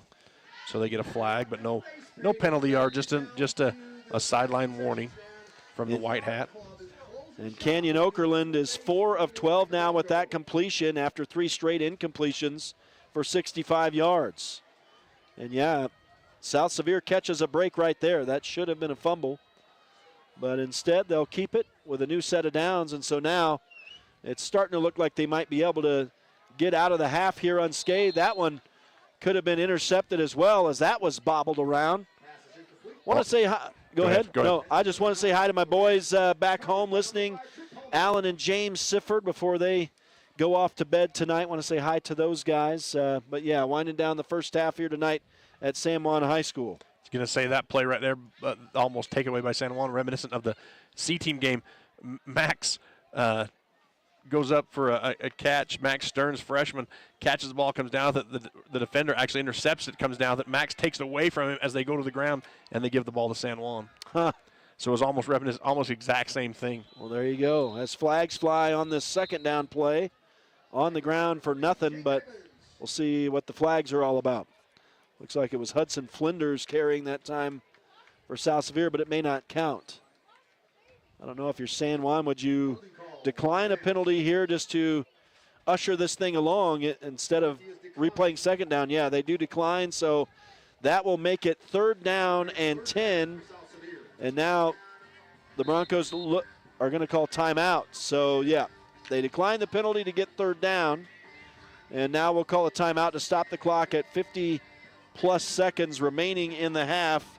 Trying to get this football back and get some more points here before going into halftime. I think Coach Christian wants a little bit of explanation over here. If he declines the penalty, does he have to take the timeout? Or because there was a penalty, does the clock stop? Well, I know it didn't stop last time when the Broncos were driving downfield. That clock was running. And so I love the passion of Coach Christensen. Yeah. I tell you, he's out there fighting for his players and trying to get everything he can. And he also may want to know why. He also may want to know why J.D. Palmer didn't get the ball when he stripped it out of the man's hand. Pretty obviously, also could be another question. And big third down here. If you're San Juan, you got to get the stop. You want the ball back.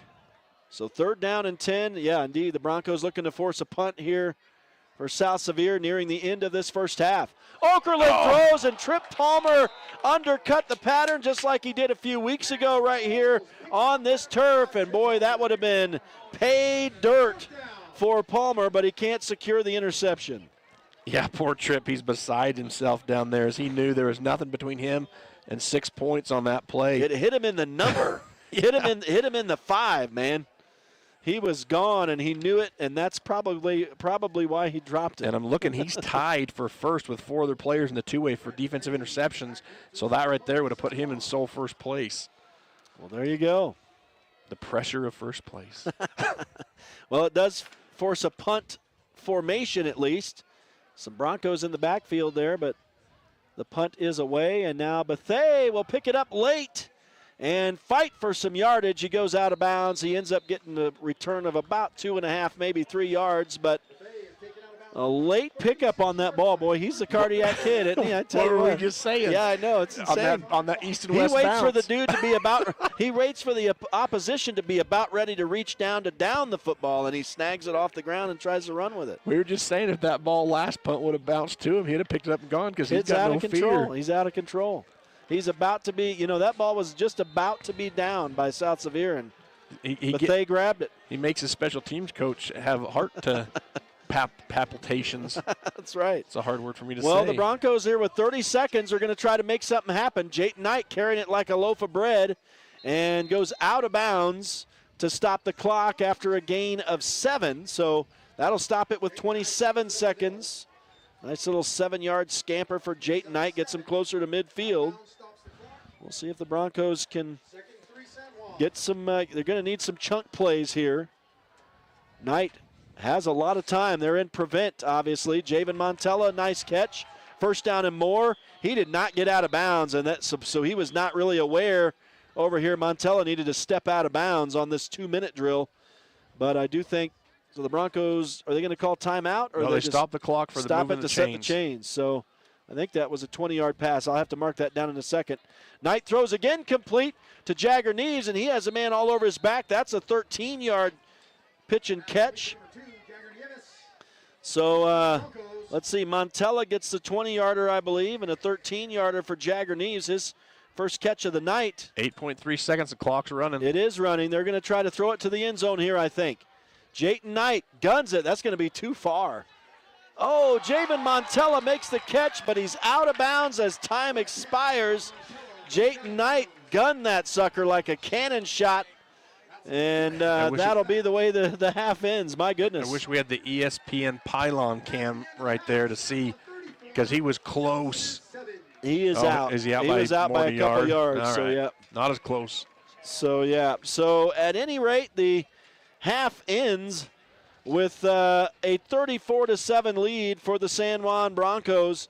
And they'll be getting the football to start the second half as well.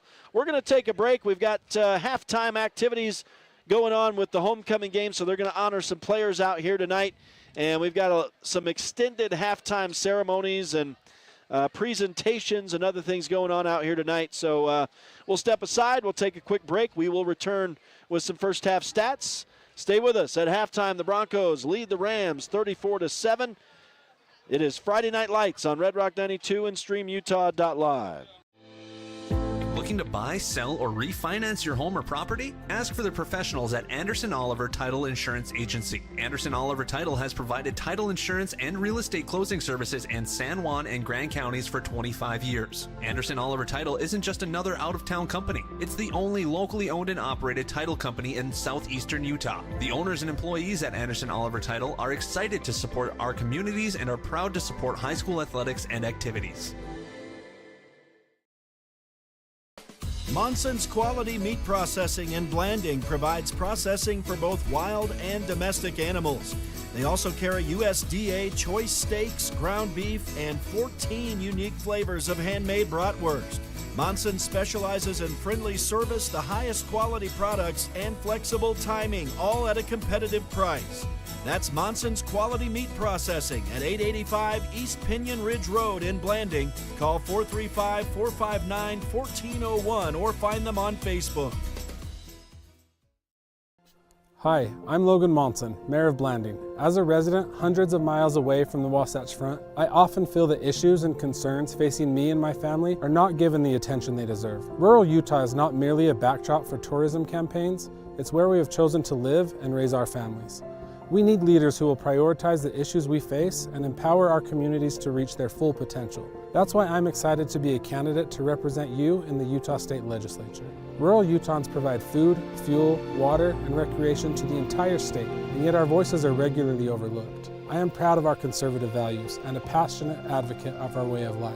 I am also a lifelong Republican, father to 4, and 5th-generation livestock producer. My time in public service has taught me to be effective and deliver results. I will bring this experience to our state capitol to ensure that our district can succeed without government interference and wasteful spending.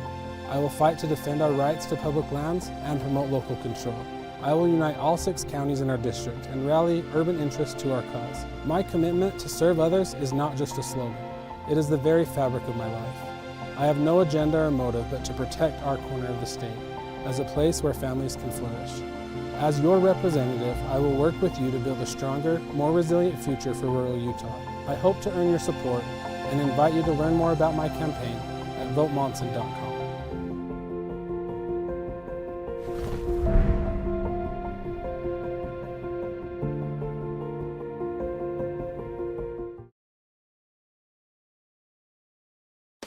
Monson's Quality Meat Processing and Blanding provides processing for both wild and domestic animals. They also carry USDA choice steaks, ground beef, and 14 unique flavors of handmade bratwurst. Monson specializes in friendly service, the highest quality products, and flexible timing, all at a competitive price. That's Monson's Quality Meat Processing at 885 East Pinion Ridge Road in Blanding. Call 435-459-1401 or find them on Facebook.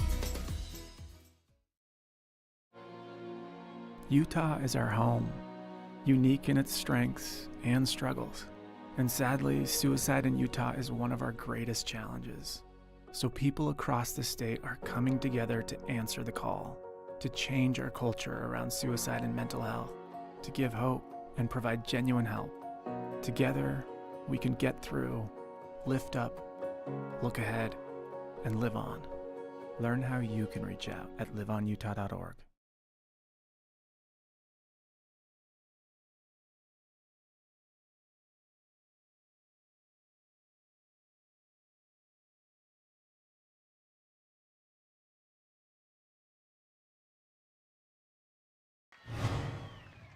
Back live to San Juan High School. It's homecoming tonight. Friday Night Lights on Red Rock 92 and StreamUtah.Live, with the San Juan Broncos leading the South Sevier Rams 34-7 at halftime. And we're about to get a performance from the cheerleaders here tonight. I think if we've got some music, we can show that on the screen.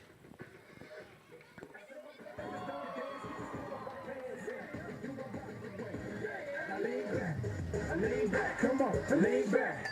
Lean back, come on. I said my pants don't dance, we just pull up our pants and do them black, do them black. I think while they perform, we do need to get into some halftime stats on the halftime show, and also we've got a lot of stuff to report. We've got other scores in the area as well. Let's start out with the South Sevier Rams for halftime, Canyon Oberlin 4 of 14 on the night with 65 yards passing. He's got 15 yards rushing as well on 6 carries and a rushing touchdown tonight. So that's the only touchdown tonight for South Sevier. 20 yards rushing for Boston Palmer on 10 carries. So he's averaging 2 yards a carry tonight. A lot of hard work for him. Not a whole lot doing so far tonight. 2 yards net for Chase Spackman on 4 carries. Negative 2 yards for Hudson Flinders on 3 carries, and then 1 carry for 29 yards on that fake punt for Cooper Castle. So I think it's right around, 44 yards total rushing. So about 110 yards total offense for the South Sevier Rams in the first half. Receiving, Race Freeman, 68 yards on 3 catches, so he's been the main receiver. And then 2 catches for 12 yards for Boston Palmer out of the backfield for South Sevier. For San Juan, Jayton Knight is 7 of 11 on the night for 130 yards and a touchdown pass. That was to Jake Ivins in the first quarter. And Ivins has 3 catches for 65 yards total. He's been the main target for Jayton Knight so far tonight. Jagger Neves has another touchdown pass on a slot back pass play, a 26-yarder to Javen Montella. So 2 passing touchdowns for San Juan in the first half. And let's see, with the 26 yards for Jagger Neves, all total 156 yards passing for the Broncos. J.D. Palmer had a heck of a first half. He touched the ball 3 times. All 3 times he got into the end zone with it on a 44-yarder, 14-yarder, and a 60-yard run. So he has 118 total on 3 carries so far tonight, and he's the birthday boy, so making a birthday exclamation mark on the night. Jayton Knight has 22 yards on 2 carries. Jagger Neves has 6 carries, 58 yards, and Neves also has a 13-yard catch tonight. Already mentioned Jake Ivins' total, 65 yards on 3 catches and a TD. Owen Adams has 1 20-yard catch. In addition to the 26-yard touchdown catch, Javen Montella caught another one for 20 yards, so he's got 46 yards total receiving on 2 receptions. As the San Juan Royals perform now at halftime. And so it is halftime tonight. It is homecoming tonight. They did honor some people out here during the halftime. Do you have something to say here before we move to scores? Or? Yeah, we'll give you the homecoming queen royalty. All right, thank you. Here, since I wrote it down. All right. In a haste. Yeah. So your Miss Bronco, which I'm assuming is the equivalent to the congeniality, was Rachel Price. Your second attendant was Macy Palmer. Your first attendant, Emily Pugh, and your homecoming queen was Ella Davis. All right. So there you go. Thank you for that. We'll give you some scores here now. So up in the other broadcast tonight on StreamUtah.Live in San Juan County, the Monticello Buckaroos are currently trailing in a cross. What do you call that? You're the sports guy. I don't know. What It's kind of rivalry is that? Intrastate matchup, just right across state line. Yeah, the border war.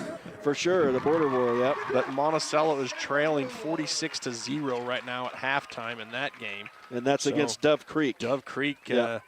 And they're ranked number 1, I think you said on the sports report, in 8-man in 1A over there. Yeah, I believe Colorado. they did move up to number 1, yeah. Number 1. So, and then also we have scores out of Summit Academy, South Summit. Summit Academy leading 7-3. ALA is leading Providence Hall 42-0. Layton Christian leads Judge Memorial 14-0. Delta leads Grand County 21-0.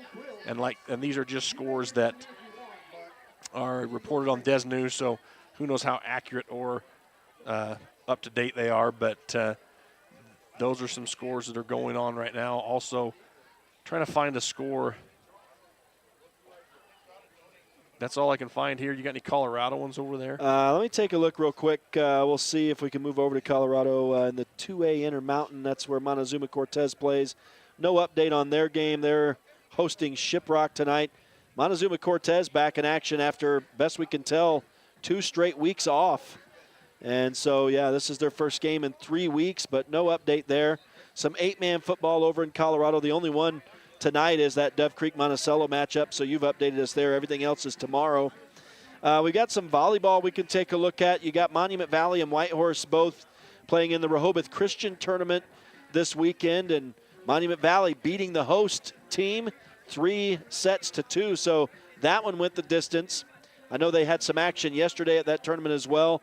Whitehorse falling in straight sets to Pine Hill this evening. Let's see. Girls soccer today, Grand County falling to Parowan 4-3, and that's a tough one. That was an upset for Parowan. It's just their second win of the year. Grand County was up in the top 5 and falls to 7-3 on the year with that tough loss. Let's see. Another score we can update is the baseball game today. Green River losing to Paiute 10-0. That's all the scores I'm getting right now. I don't know if your Mid-Utah Radio text group has sent anything on the Beaver North Summit game, but those are both teams that are 6-0. Looks like 3-0 right now for North Summit. That game at North Summit, and the Beavers, if that's what they've been reporting too. Last update at the half there was 3-0. Yep, so North Summit over Beaver. Beating Beaver, which is North Summit, hasn't been a top dog for a while, and they've got a team this year that they feel can go the distance in the 1A. Wow, just a good score right there for those two teams who many thought that could be the state championship game right there, and we come down into the season. So look to see what that score ends up between Beaver. Yeah, and what other score were we looking at maybe? Was there something else? Well, Kanab has beaten Parowan 42-0. Yeah. Kanab, a team that 42-7 now at the half. Went over and faced. Yeah, so Kanab is whipping up on Parowan right now. So just kind of a smattering of scores here at halftime as we look around the league and around the different ranks throughout the state and everything. So we will see how things shake out here, but the Broncos have taken command of this one.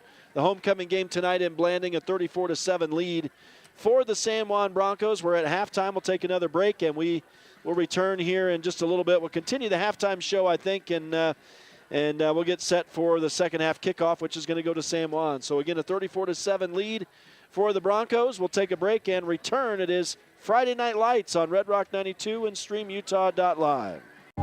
No matter what you've got planned for the weekend, a home makeover, a landscaping project, a backyard barbecue, your neighbors at Red's Ace Hardware in Blanding have what you need. You'll find great buys on paint, tools, and yard and garden supplies, not to mention grills, patio furniture, and pool care essentials.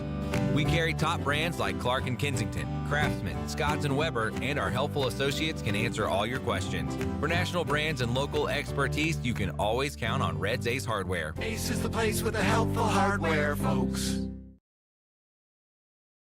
Desert Rivers Credit Union is proud to team up with the communities in our corner of the state. A nationwide network of ATMs and branches, full line of mortgage products, local decision-making, low fees, and great rates for every credit score are just a few of the things we bring to the team. And to top it off, we are for people, not profit. Come by and meet our team at one of our 4 branch locations or visit desertriverscu.com. We love our communities and are proud to support our youth. Here at Utah Navajo Health System, our mission statement is we exist to improve your quality of life through comprehensive, self-empowered, culturally sensitive, and amazing customer service. Hello, my name is Sam Arongwa. I am a professor at Utah State University here in Blanding campus. I am passionate about prevention. It is vital that we teach and help children and their families by teaching the importance of healthy brains, family time, school time, active time, and family culture. We are helping to protect against and lowering the risk of youth substance misuse and suicide. It takes a community to raise a child. Prevention is about building relationships.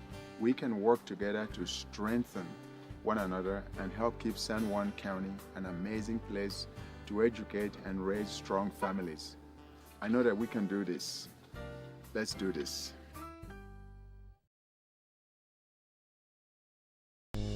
Taylor Tailor-Made Wooden Heritage is the Four Corners source for high-quality custom residential and commercial cabinetry for over 50 years. They specialize in designing beautiful, long-lasting cabinetry and countertops tailored to your specific need, and they offer competitive pricing. Tailor-Made Wooden Heritage is family-owned and operated. Call them today for a free quote, 435-678-2523. Tailor-Made Wooden Heritage is a proud sponsor of San Juan High School sports.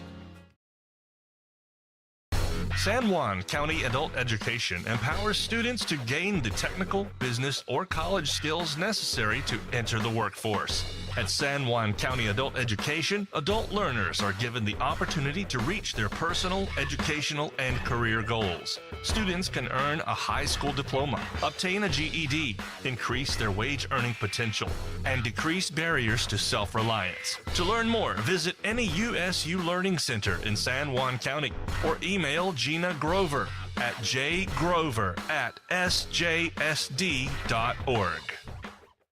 Compared to the vocational schools of the past, today's career and technical education courses span nearly every industry, including health science, business, digital arts, and computer science. CTE students learn valuable, real-world technical skills with a solid academic foundation while exploring career options or pursuing their passions. Did you know San Juan School District offers 19 CTE pathways for secondary students? To learn more, talk to a school counselor or CTE teacher today.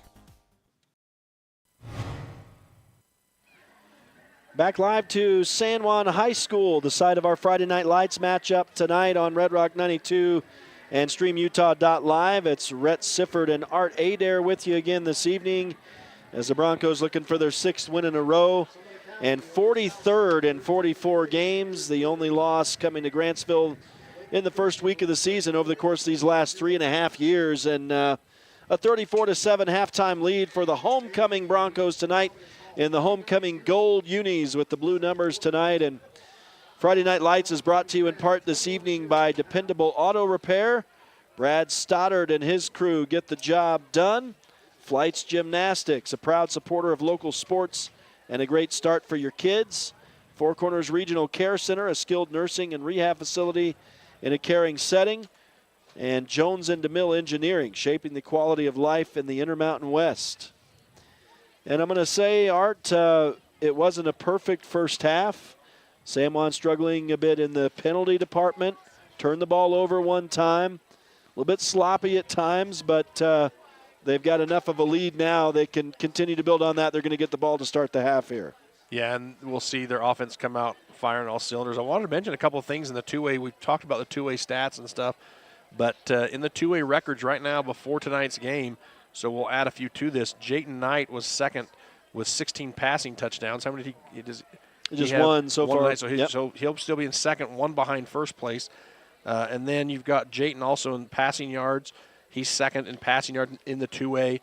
In the receiving touchdown category, you got Jagger Neves, who's fourth in there. You've got Branton Bethea on that list, Owen Adams, Jevin Montella.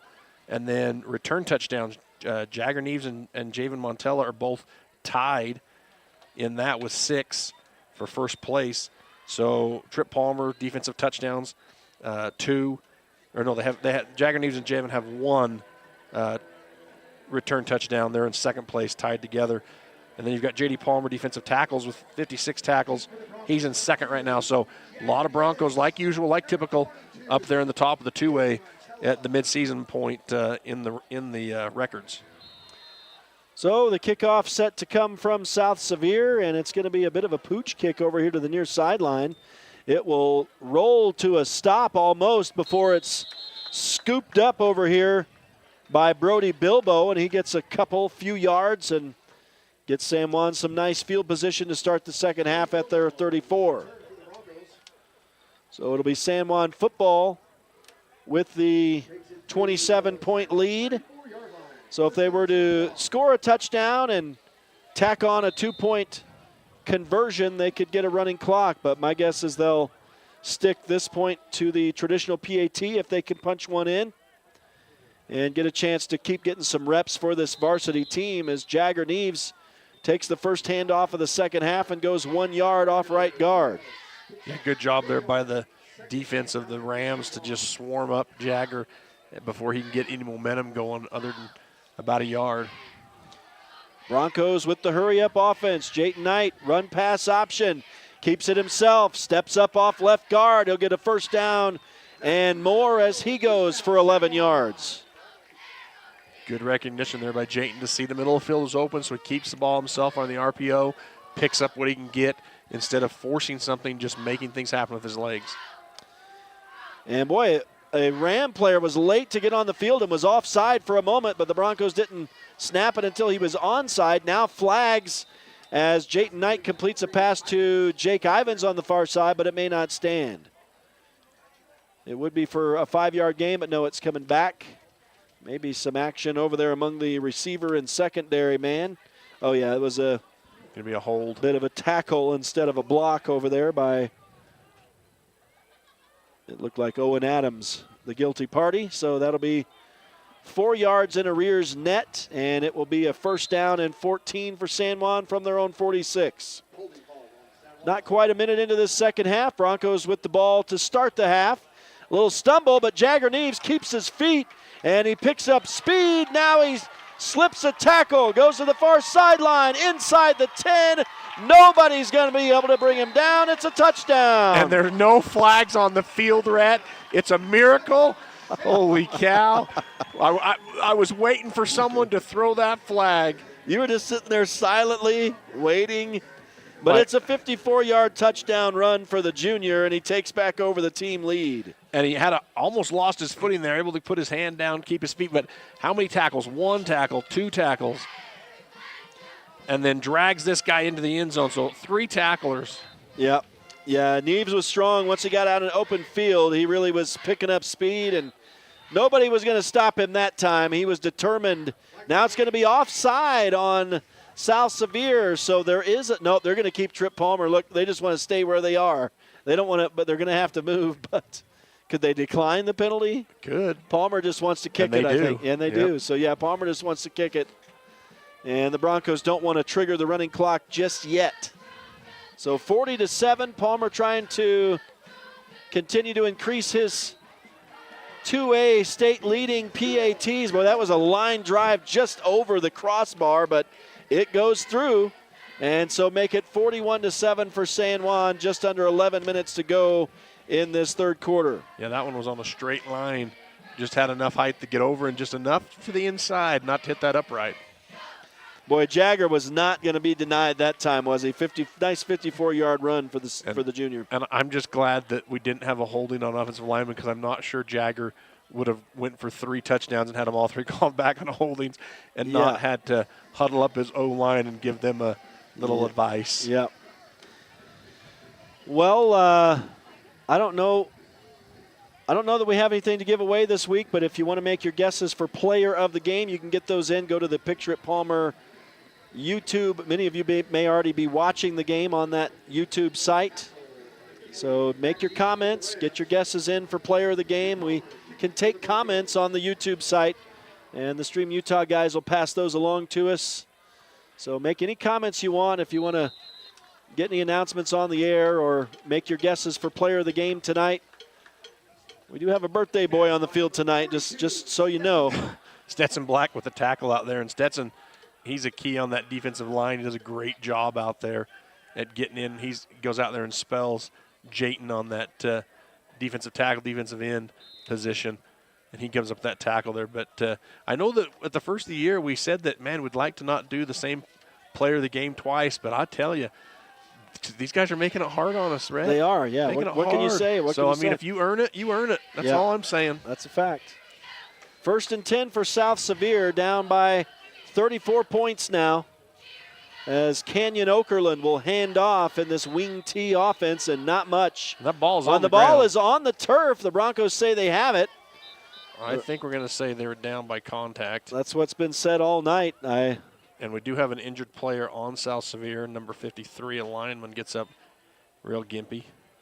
Now the officials are going to talk about it and see if he was down or if they think it was a turnover. San Juan thinks it's a turnover. Yeah, Trip Palmer was signaling early And long before any whistles were blown. Get a replay from that on StreamUtah.Live. I know they missed one in the first half that J.D. Palmer, the birthday boy, stripped out of a man's hand, but it's tough to tell. It's in a pile, and it looks like it comes out from the pile, but was his forward progression stopped? If that was stopped, right, it's the same as being down. Right, and I'm not sure who carried that. Do you see who carried the ball that time? I did not see who carried, so I'm going to get a third replay here. It's going to be, it wasn't 25. Yeah, it's really tough to tell who that man was. I'm going to have to give the carry to Boston Palmer for a couple yards, but second down. Yeah, they're going to give South Sevier the benefit of the doubt, as they have all evening. And actually, it looks like no gain on that play. So we'll say 0 on the run for Boston Palmer. They talked about it for a while, so I don't know what ref thought he saw something different, because if they all would have been in unison, it wouldn't have taken that long.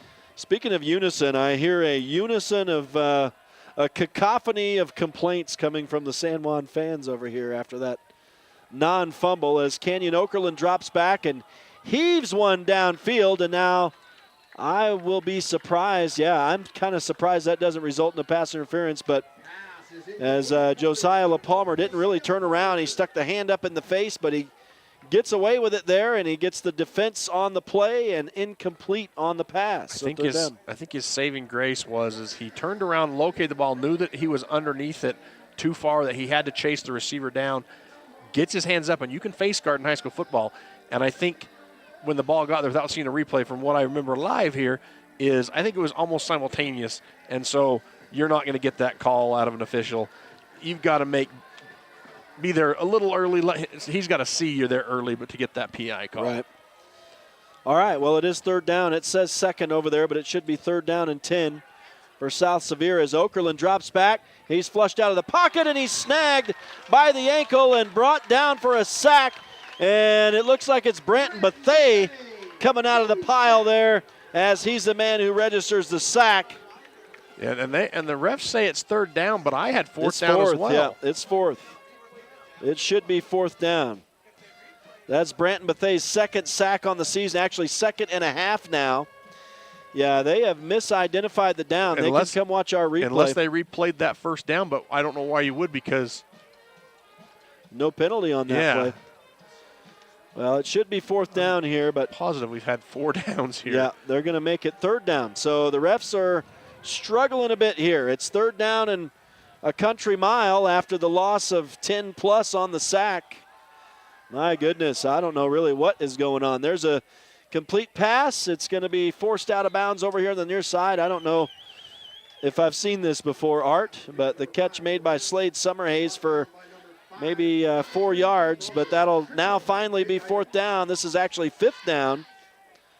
Yeah, I don't know what we missed up here, because clock operator thought it was fourth down. We thought it was fourth down. I swear there was 3 plays before that last play. Fifth down? You should have said it. You should have said fifth down. We're talking to the PA guy. We're all in agreement up here, and we're the smartest guys in the booth, so we all. Sheesh. Fourth down officially, but boy, I tell you, high short kick this time.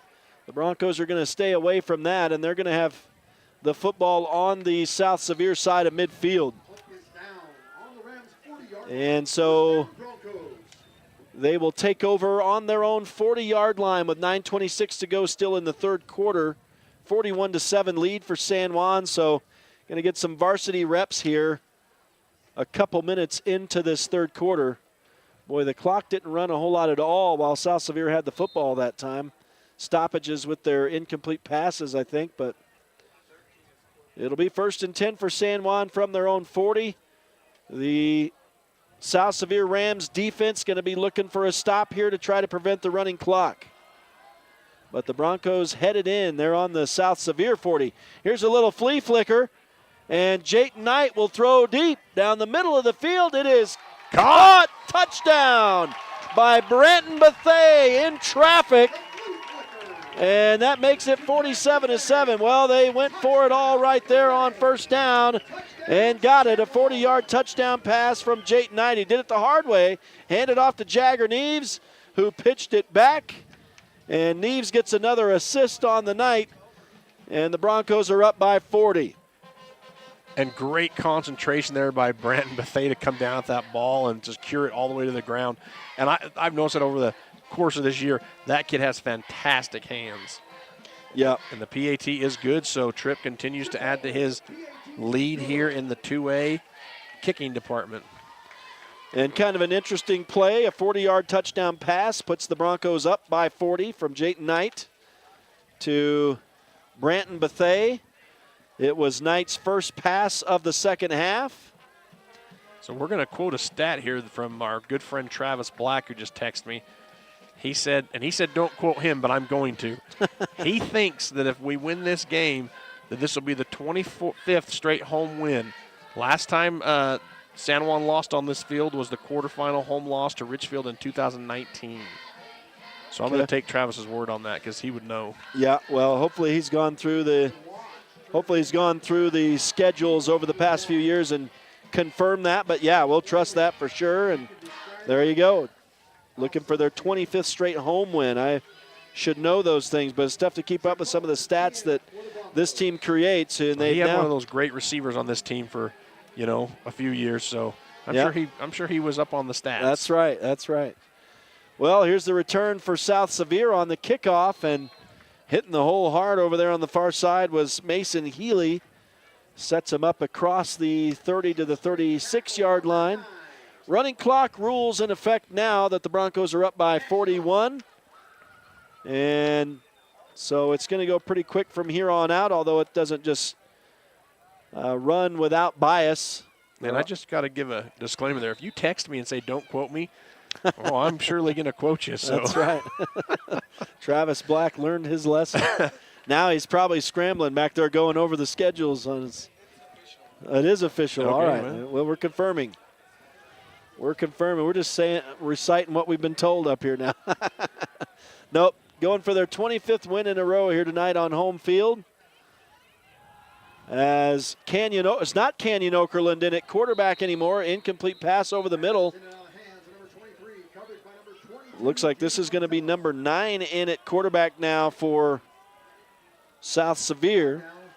And a good pass there. Come in on a varsity game. I believe that's the kid that played in the earlier game, if I'm not mistaken. Bridger Bradshaw. But and we do have a penalty that's going to push him back 5 yards. So both teams have struggled in the penalties. Was it 5 tonight. or yeah, because we had a. So, anyways, but a good-looking ball. His receiver, they've had a couple of those where the receiver has tried to get upfield without securing that pass first, to the dismay of their quarterback. Yeah, and he's a junior, so he's going to take over for Canyon Okerlund here, just trying to shake it up and make something happen here for the South Sevier offense. So Bradshaw's working from under center now. And he will hand off up the middle in this wing tee, and nothing doing there, maybe even a loss of yardage for the ball carrier. And it's Boston Palmer getting up from the pile. He gets up a little gingerly on that right leg, too. He's had some big taking hits a beating. down Yeah, there. he's taking a beating, that's for sure. I would not want to run in between the tackles with those big boys back there. You got McNaughton, Black, and I can't see, is that Palmer down there? Nope. That's big number 50 back from injury, Brad Scow. So I wouldn't want to run between those big guys either. Nope. But it's and they've got a long way to go now. South Sevier, after that penalty, back inside their own, right around their own 15, actually. They need to get out to the 46 to move the chains. And Bradshaw is throwing the ball to save his life here as he was about to be sacked in the end zone. There are flags on the field down there. Yeah, Branton Bethea was held. He had a beeline for him, and all the offensive player could do was grab onto a handful of jersey and try to protect his quarterback. Yeah, that's one of those penalties that may have been necessary. Otherwise, that may have been a safety. As Bridger Bradshaw was in trouble there. Right now, I don't know. This would be third down. So holding and from 20, but yeah, from about the 6-yard line. So it's going to be, and the holding calls are so weird nowadays because if you're in front of here, we also got intentional grounding, which I don't necessarily agree with that. He had a receiver out here. He was outside the pocket, and he had a receiver out here in the area of the ball. So I don't know if I necessarily agree with that grounding call. Well, the Broncos, I think, have accepted the grounding, but declined the holding. And so this will mark the ball back inside the 5, I'm guessing. It's going to be half the distance from where it was. Yeah, so it'll probably be on the 2 here, 2.5 or 3. Oh, half the distance from where they were? Okay. So never mind. That's going to be at about the 5-yard line. Not much better for South Sevier. No, you're right. It's about the 3.5 yard line, Rhett. We're inside the 5. Okay, I see. Yeah, you're right. So Bridger Bradshaw, boy, you talk about quick feet. Did that ball go off the foot of It did. off the foot and stayed in the air? It's intercepted and a touchdown for the birthday boy, J.D. Palmer. But the ref with the worst view is going to call it incomplete. But it looked like it kicked it. We'll see a replay here. But the refs right around that thought it was touchdown because the white hat almost raised his hands. So here we go on the replay. Ball was kicked. It's tough to it was kicked. Yeah, it went off the back heel of the intended receiver and then was caught. So that'd be 3 big missed plays here by this officiating crew. And the Broncos are just shaking their heads. And it's hard to see that when you're live out on the field. But, man, yeah, watching that replay, I'm going to say that was he hit his own player right in the back of the shin, kicked the ball up, and it was picked up. Well, we'll have to say Palmer just got robbed on his birthday right there. It should have been a pick 6, but no dice. And South Sevier will punt from their own end zone, and the ball is blocked out the back of the end zone for a safety. And J.D. Palmer blocks it. Oh, sorry, Brad Scow blocking it. So Scow gets the block and the safety for San Juan as it's blocked out the back of the end zone. That's the first safety we've seen this year. And so South Sevier will have to free kick it back to San Juan now with 6:39 to go in this third quarter and a 50-7 lead now for San Juan. And I'm guessing we're about to start seeing some JV action out here for the Broncos, but you never know. We're still fairly early in the half. Well, this has been a zero-pace second half so far, as we're not even halfway through this third quarter with a running clock now. Yeah, no kidding. It's been a dragger here in this third quarter. But San Juan has put up quite a few points here. Yeah, and we're that was 2 more right there. Boy, I tell you.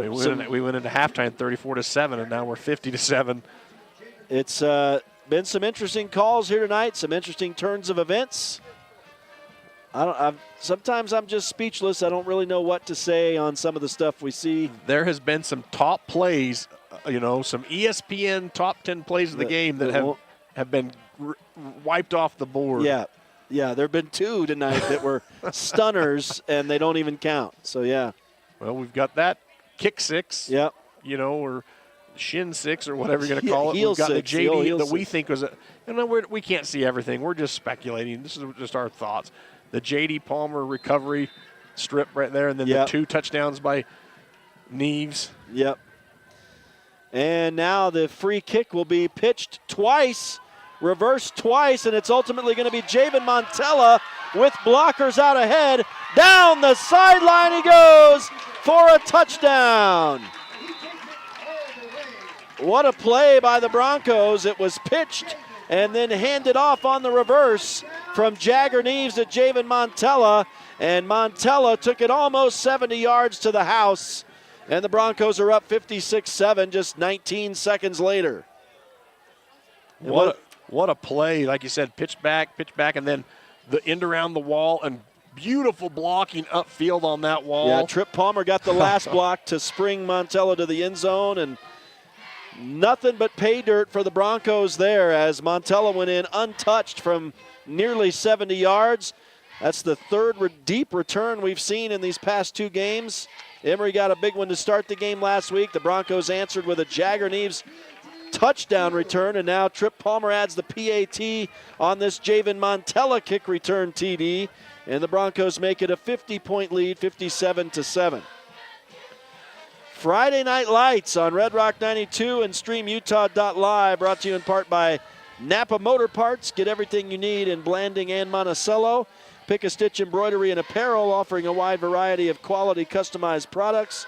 Primary Residential Mortgage. With 30 years of know-how, they'll structure the best deal for you. And San Juan Pharmacy, serving San Juan County and supporting local teams for decades. Big thanks to all the sponsors who make these broadcasts possible. If you'd like to sponsor Friday Night Lights, email info@redrock92.com or call 435-587-2277. We're going to see a underclass kickoff team here for the Broncos as they've put a lot of those sophomores and guys that played a little earlier in the game and some younger juniors. A lot of kids getting an opportunity here on homecoming night on their San Juan High School football field, and this time Mason Healy is going to be cut down deep in his own territory as he bobbled that return momentarily, scooped it up, and then was running east to west and did not get any yardage on the return. Jonas Jepson gets in there and just annihilates him on the ankle tackle. The doctor, I guess he's not a doctor yet, but son of a doctor. Son of a doctor. And it's 1st and 10 from the 10 for the South Sevier Rams with running clock rules, so the clock does continue to move here. Down under 6 minutes to go in the third quarter, 57-7 for San Juan, who have taken obvious command of this one now. And let's see, is it still Bridger Bradshaw in at quarterback? It is. He'll hand off up the middle. And tough to tell in this wing tee gaggle. I don't know how, it's almost like a rugby scrum in there in the wing tee. Number 3. Scow gets the tackle. Boston Palmer on the 0-yard carry. And you can tell he's a little frustrated as he walks back to the huddle. He definitely wants to have a better game. Yeah, he's had a hard night, that's for sure. Battling against a tough defense. They might get some opportunity now that it's some of the underclassmen out there defending. Well, you still got big old Brad Scow right in there anchoring the middle of that line. Yeah, he made that tackle. So. I don't think anybody's happy when they look across, see big number 50 standing there. Well, 2nd down and 10 from the 10. Bradshaw drops back, looks to pass, but he's flushed out and he's in trouble. He'll be caught from behind for a 3-yard loss, and it's number 42 on the stop, Stetson Black. Yeah, Stetson's, he's just a bear. He's relentless on that play, just kept pursuing from the backside. And good things happen when you don't give up on the play. You come all the way around. He probably ran 30 yards to get that tackle that only went for negative yards. Yeah, -4 on that one. Look at this score. In the fourth quarter, it's North Summit 6, Beaver 0. Wow. We're getting updates from the Mid-Utah crew. Holy cow, that's one of those that I would have put money on the Beavers, and that one just knowing the histories of those two programs, but North Sevier is coming alive. It's North Summit, North Summit, I mean, sorry. Well, I'll tell you, two Clear field up goals. there. 2 field goals in the game is all. Here's Bridger Bradshaw throwing incomplete on the far side, a little low in the feed, and that wasn't going to produce a whole lot, throwing in the flats on the San Juan defense anyway. So Bradshaw, I've got that as his first actual pass attempt. You don't count the intentional grounding, do you? Well, or does it count as an incompletion? It should, yes. Okay, so 2 incompletions. And now you're going to get a punt here, and they're going to be standing in their own end zone just like last time. Yeah. So if I'm Coach Bowering, hey, what do you got to lose here? 57-7, clock's ticking at 3:30 and moving down. I would send the house again and try to block this thing. If not, get it out of the back. Get another safety for that defense. Well, you know Scow wants to get in there and block another one. He's driving 2 guys back to the punter, but this time he gets it away. Bad punt. And it's it is. Sails out of bounds over here on the near side, inside the 40-yard line. What are we going to net this at? About 10, 20, 30, 30, where's he at, 36 yards? That went off someone's head. I guess that's better than giving it up at your goal line, Rhett. That's true. That is true. And having to free kick it back here, 2 points down. But Bo Yeoman's in a quarterback. So there you go. I've got to get his name out here on my sheet. Well, Jagger Neves completed a touchdown pass tonight, but yeah, Bo Yeoman's back in again. Taryn Bayless on the carry, gets stood up right at the line. Loss of 5, or well, they're going to give him forward progress. Loss of 3, back to the 40. A lot of freshmen, sophomores on that O-line right now. You got that basic C team out there playing. And sometimes you feel bad for those running backs that get in a chance to get in and play the game, but you put them in with the younger linemen. You want to give them a series with the starters, see what they can do. Yeomans play action and throws complete on the near side, spinning his way for an 8-yard pickup is number 13 for San Juan, Corbin Middleton. So we got to start getting some new guys in here. Corbin, a senior. 8-yard. Oh, I guess they give him 9, and it'll be third down. Yeah, so they lost yardage on that first play, I guess. Yeah, 3 yards back. So a little play action in the backfield again, and this time right through the fingers of the intended receiver, Cole Duke. And incompletion will bring up a 4th down and about probably a short 5, long 4. Yeah, Cole Duke. He's a defensive guy who plays a lot of defense out there, does a lot of good. He's just a streak on the special teams unit, and unfortunately at times, sometimes when you don't catch a lot of balls, you're going to drop them. And let's see what they do here on 4th down. A little hard count now. Yeomans looks to the sideline for the play. Down to the last 100 seconds of this third quarter with a running clock. This time there's some good production here for Taryn Bayless. He rumbles ahead for a San Juan first down. A pickup of 13. Yeah, and a good run there by the senior. Taryn, he's one of those guys that most teams, he could be even the starting running back, but when you've got JD and Jagger, I mean, sometimes that's just how it works out. Yeah. Well, Bayless will get the handoff again. This time he'll be caught from behind in the backfield and slung down for a loss. 3 tacklers for South Sevier in on the play, and looks like a loss of 4. Yeah, I would really like to see what Taryn could do with that starting offensive line out there for a drive. I understand trying to get these guys in. You don't want to run the score up. It's 57-7. Third quarter's winding down, but hey, give that kid a chance to see what he can do with the big old hog mollies down there. They'll take another handoff, and this time cut back off right guard ultimately. Kind of went up the middle and then shifted back over to the right side. He picks up that loss of yardage back plus a couple extra. So a 6-yard run for Bayless. And if you're South Sevier, they've still got a lot of their first stringers out there, and they should. They don't want this team to go down and score on them. And we're into the final half minute of the third quarter. And this ball was barely caught, and now running into the end zone. Touchdown, San Juan, is number 13. Corbin Middleton. Corbin Middleton, pardon me, and that is his, I'm going to have to take a look. I believe that's his first touchdown catch of the season. It is. And that went from a long way out. I think that's a 21-yard pass from Yeomans to Middleton. And so Yeomans is on the stat sheet now with his first touchdown pass. And he bobbled that ball when he first caught it. He didn't think he had it. Luckily, he's able to bring that in. So the 21-yard pass to Corbin Middleton. And the PAT is good. And, hey, I'm going to brag a little bit here, but that long snapper, number 36, that's my kid. All right, there you go. Taking after his older brother. He gets out there and long snapper. Great snap there. Able to get that over. He's not going to get a stat for that, but his older brother will sure think that's cool. Hey, he's obviously moving up toward the varsity ranks. I tell you, we don't talk a whole lot about the linemen now, but we will in the next couple of years. I know we will be. Well, he's a running back and linebacker, but he's a pretty good long snapper. He'll develop, and he's got a cast on his left arm, or right arm, so it's a lot harder for him to snap that. But I didn't even notice he was out there till they kicked that over. So. There you go. So you're just beaming over here next to me now. You. As we got a soft spot in our hearts for centers, don't we? As two former high school centers. I was a long snapper. I got to be a part of a cool play. We were playing East St. Louis, and let me tell you, when we played East St. Louis, I went to Collinsville High School just over the river from St. Louis, and when we played East St. Louis, it was like playing adults, let me tell you, all right? These guys we played against were men, grown men, and it was always kind of a frightening thing for us, but we lost the game, I think, 52-3, but I was part of the field goal. We had a kid who could really kick the ball.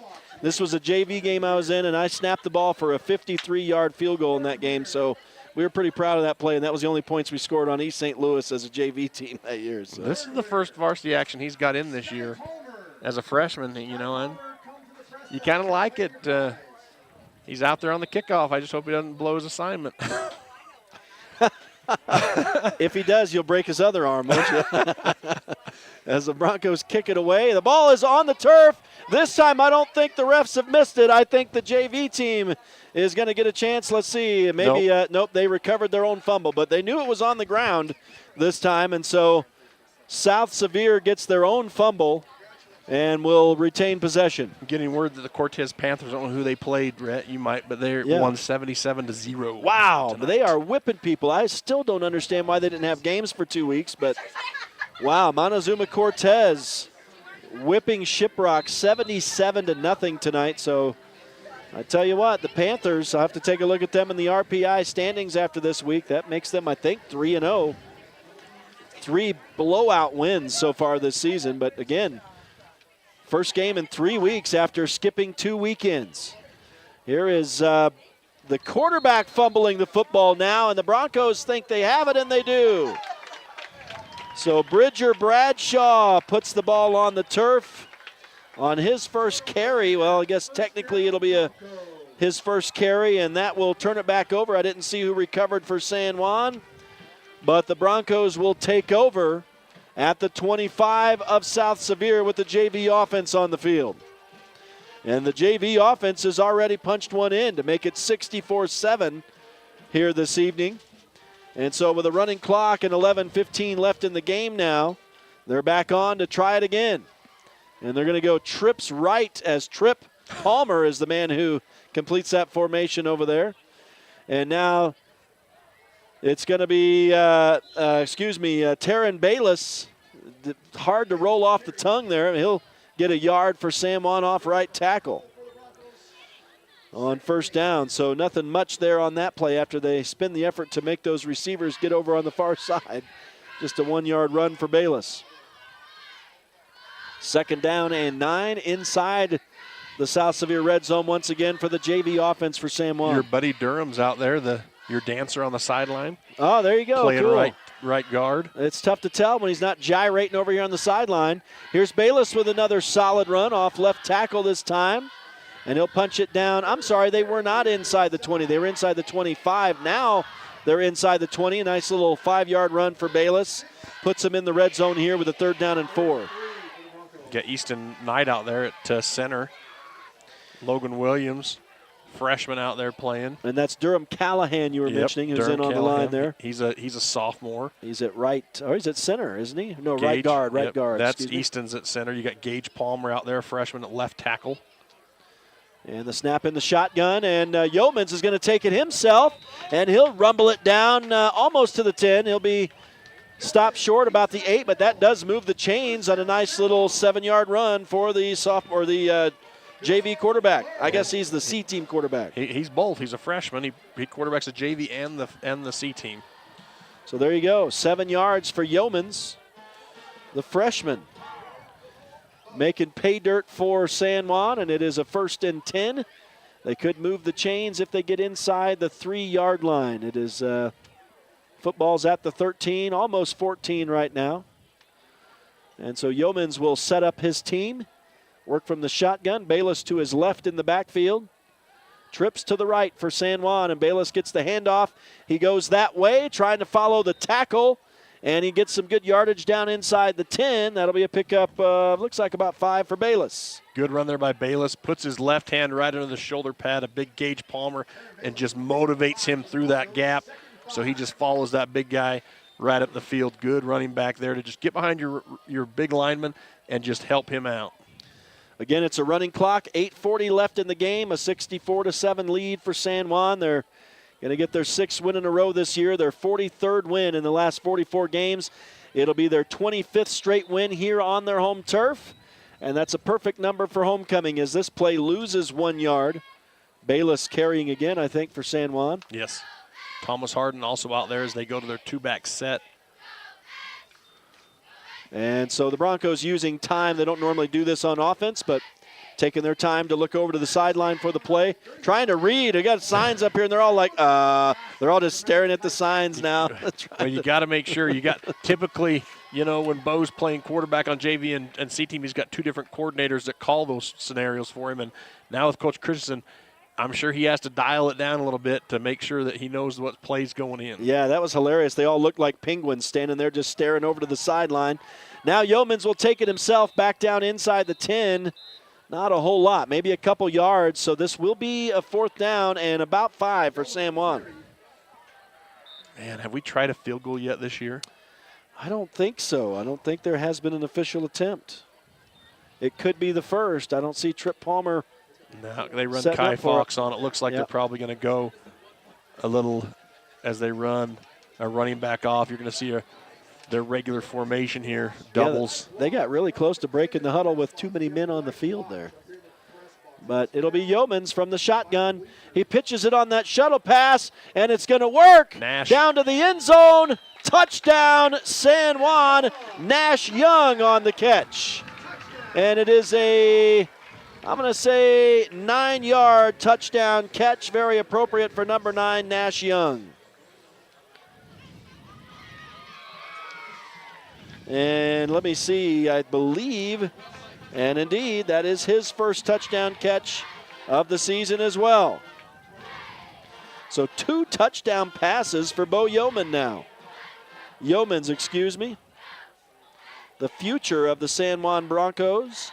21 kicks it in, so we got the PAT in. Randall Black, the sophomore, is successful on his first PAT attempt. That makes it 71-7. We need to step aside.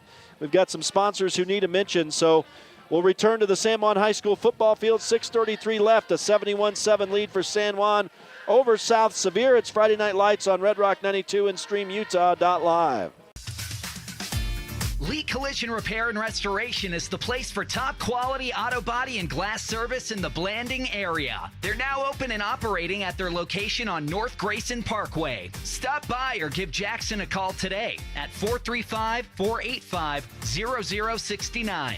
Lee Collision Repair and Restoration is a proud sponsor of local high school sports.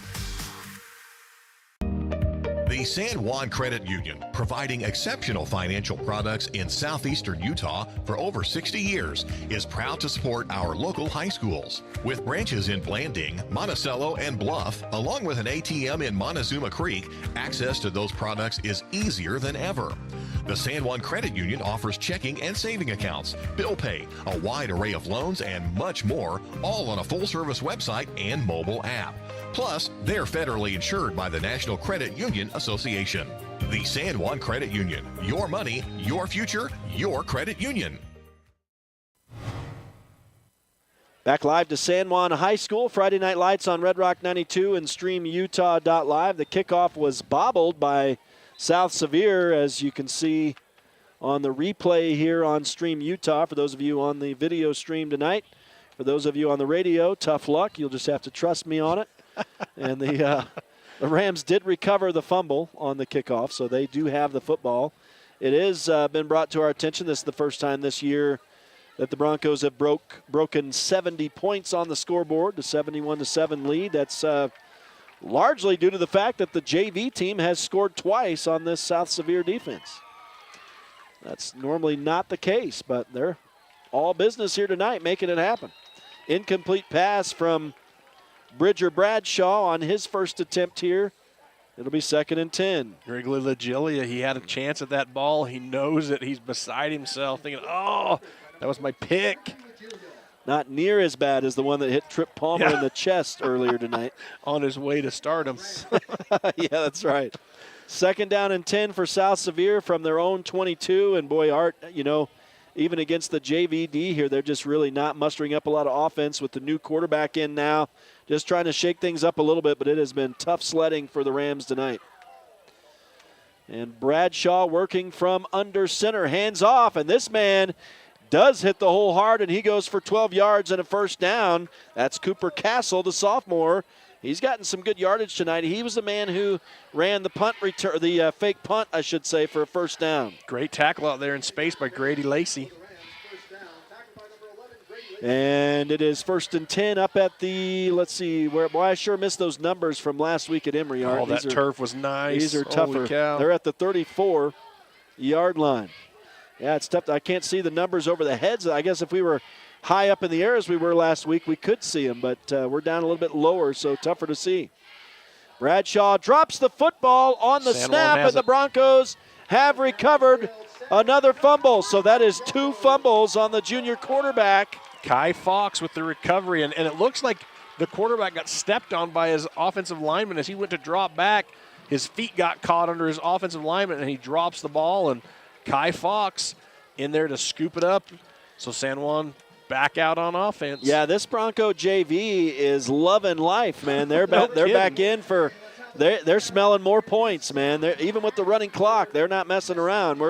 This may be, we'll see how much they can move the football here, but this may be the last possession of the night now. Down to 4 minutes to go here in the ball game. And I don't care if the score's 99-0 right here. You got your JV going against a varsity team. You got to stop them if they score on you. That's just how life is right now. There's no shame in that at all, especially when they're all non-starters out there. You're going to We're going to get timeout by South Sevier. So that'll stop the clock with 3:58 to go. And the Broncos can step over here and discuss it. Make your guesses now or your predictions for player of the game. We're going to be announcing it here in a couple minutes for this evening. And, again, you can do that on the Picture It Palmer YouTube site, which is probably where lots of you are already watching the game anyway. So make your comments on there. And we'll get a winner tonight. I don't think we have anything to give you, but I can give 2 tickets to the next home game if it's a local person. Okay, there you go. So we'll do that. 2 tickets to the next home game here for San Juan football. And now out of this timeout, it's going to be 1st and 10 for the Bronco JV. We got a guy ready to go over here. Derek White already lined up, set to go, man. He's been out there for 5 minutes during this whole timeout waiting to go. As Yeomans will play action in the backfield, keeps it himself as flags fly. It would be a 5-yard run down to the 30. But it's coming back on a hold for San Juan. So never mind. I'm going to tell you, in the penalty department tonight, I know there's been some flags that we've questioned, but like usual, but really not a lot of penalties tonight. I have my stats unofficial, of course, 9 against San Juan and 6 against South Sevier. So typically we're over in the 16, 17, 18 range by the end of the game. So both teams have kind of get their money's worth tonight, kept it clean out there for the most part. The one penalty hurt them. Ended up giving the football to South Sevier ultimately earlier in the game, and they went down the field and threatened to tie the game at 14, but the Broncos got a huge stop. From that point, the game turned on its head, and again, San Juan took full control, but that was a key penalty on that one that ended up resulting in a turnover, and I tell you, South Sevier was interesting at that point of the game. Obviously, it's a completely different game now as Bayless carries for no gain here, and now 2nd down and long for the Broncos. Taryn Bayless on the 0-yard carry. He's got 22 yards on 9 carries. Guess what? Taryn Bayless has now carried the football more times than both Jagger Neves and J.D. Palmer tonight. So, and, of course, Jayton Knight as well. So this JV team is getting in some work here in the second half. Still a running clock. We're down to 2.5 minutes to go in the ball game now. The Broncos obviously taking time here to call these plays. They're not going on a hurry-up offense. And this is this J.D. Palmer carrying the football? No, was that 42? This is going to be Thomas Harden, number 49. 49, wow. Thomas Harden coming in. And now you got, he's coming out, being replaced by Jace Razor, number 24. Pretty good name there. Razor, yeah. That was, I guess, no gain on that run as well. So we're starting to get some guys in everywhere now. It's at this point of the game I have to stop keeping stats, Art, because we're unless someone scores a touchdown, we can. And we're within 2 minutes now as the running clock continues to tick. Yeah, I think if you don't get your guesses in now for player of the game, we're about to mention it. So we're getting looks from the crowd here as the Broncos taking time to snap this football. Down to 100 seconds left in the game. Running clock rules, of course, as Taryn Bayless takes a handoff, and he was grabbed from behind. He'll fall forward. No gain on the run. And so I think now, Art, we can call our player of the game. It was a tough one tonight, but we got a soft spot in our hearts for the birthday boy, J.D. Palmer. We're going to name the player of the game tonight. I mean, the man touched the ball 3 times, and all 3 times it was a touchdown tonight. So J.D. Palmer is our player of the game. He got an interception that was imaginary tonight. It did not count, but it was an interception off someone's heel. I don't know what we're getting. Are we getting another fun fact here from our good friend Travis Black? Okay. The last time we scored 70 points, 2019 versus South Sevier. Seriously? Yes. Very interesting. Thanks very much, Coach Black. As the Bronco offense gets a delay of game here, and I don't know if they're just content to try to let this run out. This is going to be 4th down and very long out at midfield now. They're going to bring out the offense. So J.D. Palmer is the player of the game tonight. And let's see this. Yeah, they're expecting the short punt, and it's going to be blocked. And this could be returned. And fortunately for the Broncos, Bo Yeomans had his head about him after his punt was blocked and made the tackle. So he comes in at quarterback, plays no defense, and ends up with a tackle. There you go. So Yeomans throws 2 touchdown passes and gets a tackle. Shout out to Bearskins. Bearskins Custom Ink again. They gave away our gift last week, and they texted us. They're going to step in late. Said they would help out as well. So shout out to them. We'll still give tickets and some swag. So yeah, tickets and swag. That sounds fun. We appreciate those people tuning in. Everyone out there in Radio Land, Computer Land, joining in and watching us have a lot of fun and be idiots on the air. We're going to need to know if we have a winner in the. We'll have to get a name from the Stream Utah guys. Let's see if we have a winner tonight. If anyone picked J.D. Palmer as the Broncos swarm tackle the new quarterback for South Sevier. And that is going to do it. That's the way the game will end very appropriately. A big sack to finish it off. It's a 71-7 final. The first time that the Broncos break the 70-point mark this season. 71-7 is the final. San Juan wins their 6th in a row, moves to 6-1 on the year. It is their 43rd win in the last 42 games. 43rd win in the last 44 games is what I meant to say. I don't know what I was trying to say.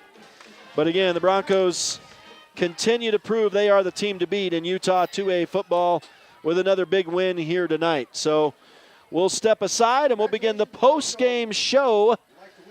Come back with us to the San Juan High School football field. Again, the Broncos win it 71-7. It's Friday Night Lights on Red Rock 92. And we'll make you come back to announce the winner. We have the winner of the contest. That's right. And StreamUtah.Live. Utah State University Blanding can help you earn a highly renowned education close to home. With locations in Blanding, Monticello, Montezuma Creek, and Monument Valley, local students can choose from over 100 degrees and programs and dozens of academic scholarships. Plus, get a head start on your degree now. Earn college credits while you're still in high school with concurrent enrollment through Utah State University. For more information and to apply now, visit blanding.usu.edu. Looking for a new insurance provider? Call Jeff Nielsen at San Juan Insurance in Blanding. For more than a quarter century, Jeff has offered a full range of insurance products: auto, home, life, health, and more. Give him a call today, 435-678-3223. Or pay him a visit at 60 North Main Street in Blanding. San Juan Insurance, over 25 years of experience and just getting started. Let's talk cancer. Monticello, Utah. If you lived, worked, or attended school in Monticello, Utah from 1941 to 2002 for at least 3 years, you might have a higher cancer risk from uranium tailing exposure. Apply to get a free cancer screening today. One screening could bring peace of mind to you, your friends, and family members, help spread the word, and save a life. Screenings are available for a limited time through San Juan Public Health. Call today, 435-587-3838, or visit sanjuanpublichealth.org to apply. Blue Mountain Foods is Monticello's hometown grocer and a proud supporter of our schools and sports teams. Blue Mountain Foods offers a full-service meat department, fresh deli, bakery, curbside pickup, and more. Check BlueMTNFoods.com for weekly specials and online shopping. Blue Mountain Foods is open from 7 a.m. to 9 p.m. Monday through Saturday at 64 West Center Street. Blue Mountain Foods, Monticello's hometown grocer. San Juan Building Supply has offered a full range of building supplies to San Juan County for more than 32 years. From the start of your project to the finish, San Juan Building Supply has high-quality products for all your needs, and they can deliver. Drop by 1050 South Main Street in Blanding, call 678-2000, or visit sjvs.com. San Juan Building Supply, a proud sponsor of our local teams.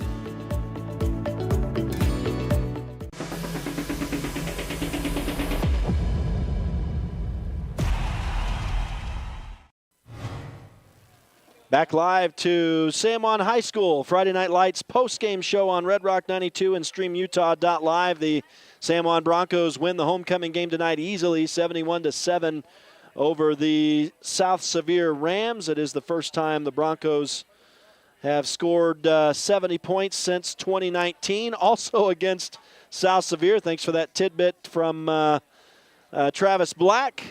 And he gave us a couple fun tidbits tonight as well. 25th win in a row at home for the San Juan Broncos. And so a big win tonight for San Juan, who moves to 6-1 on the year. It is their 43rd win in the last 44 games. And we'll take a look at some final stats here just for the San Juan Broncos as we see the team on StreamUtah.Live tonight enjoying the post game out on the field. And we will take a look at just some varsity stats here. Now, I know a lot of JV action happens, so the total stats are going to be completely different, but just among the starters tonight is what I'm going to take a look at. And for Jayton Knight, he finished the evening 8 of 12 passing for 170 yards and 2 touchdowns. He did throw an interception back in the first quarter, but the Broncos were able to get a defensive stop and not allow that to turn into points, although it got close. South Sevier drove it down into the red zone before San Juan was able to put a halt to that drive after the turnover. So good stop by the San Juan D on that possession. J.D. Palmer is our player of the game tonight. He carried the ball 3 times, all 3 of them touchdowns, a 44-yarder, 14-yarder, and a 60-yarder, and 118 yards for the senior on 3 carries tonight. We'll be talking with him here in just a minute. On the postgame show, Jagger Neves had 113 yards tonight on 8 carries and a 54-yard touchdown run. So he did finally get a chance to punch it in. He had a couple touchdowns called back on holding penalties tonight. Jayton Knight's main target this evening was Jake Ivins. 65 yards for him on 3 catches. And he scored the first touchdown of the night on a 39-yard touchdown catch. Let's see. Branton Bethea caught a 40-yard touchdown pass. I'm thinking, though, this is was in the fourth quarter. I am going to go ahead and still mention that. He is one of the starters, but his touchdown came once the JV was on the field. Javen Montella tonight, 2 catches for 46 yards, both of those in the first half. And he caught a 26-yard touchdown pass from Jagger Neves. So San Juan had some extra passing yards among the varsity tonight. Jagger Neves on a wide receiver pass. He took a pass from Jayton Knight and then threw it 26 yards into the end zone for Javen Montello, who was wide open. So that was the 3rd touchdown pass of the night for the San Juan Broncos as a team. One other stat, Jayton Knight ran the ball 3 times tonight for 33 yards.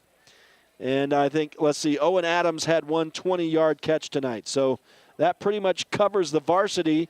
We're still waiting for the guys to come up here for the post-game interviews. We're hoping to talk with the player of the game, J.D. Palmer, tonight, and also head coach Barkley Christensen. Friday Night Lights on Red Rock 92 and StreamUtah.Live is brought to you in part tonight by Bradford Tire at the center of it all at 39 East Center in Blanding. Colleen Kays, author of the 7 Dynamos of Organizational Power.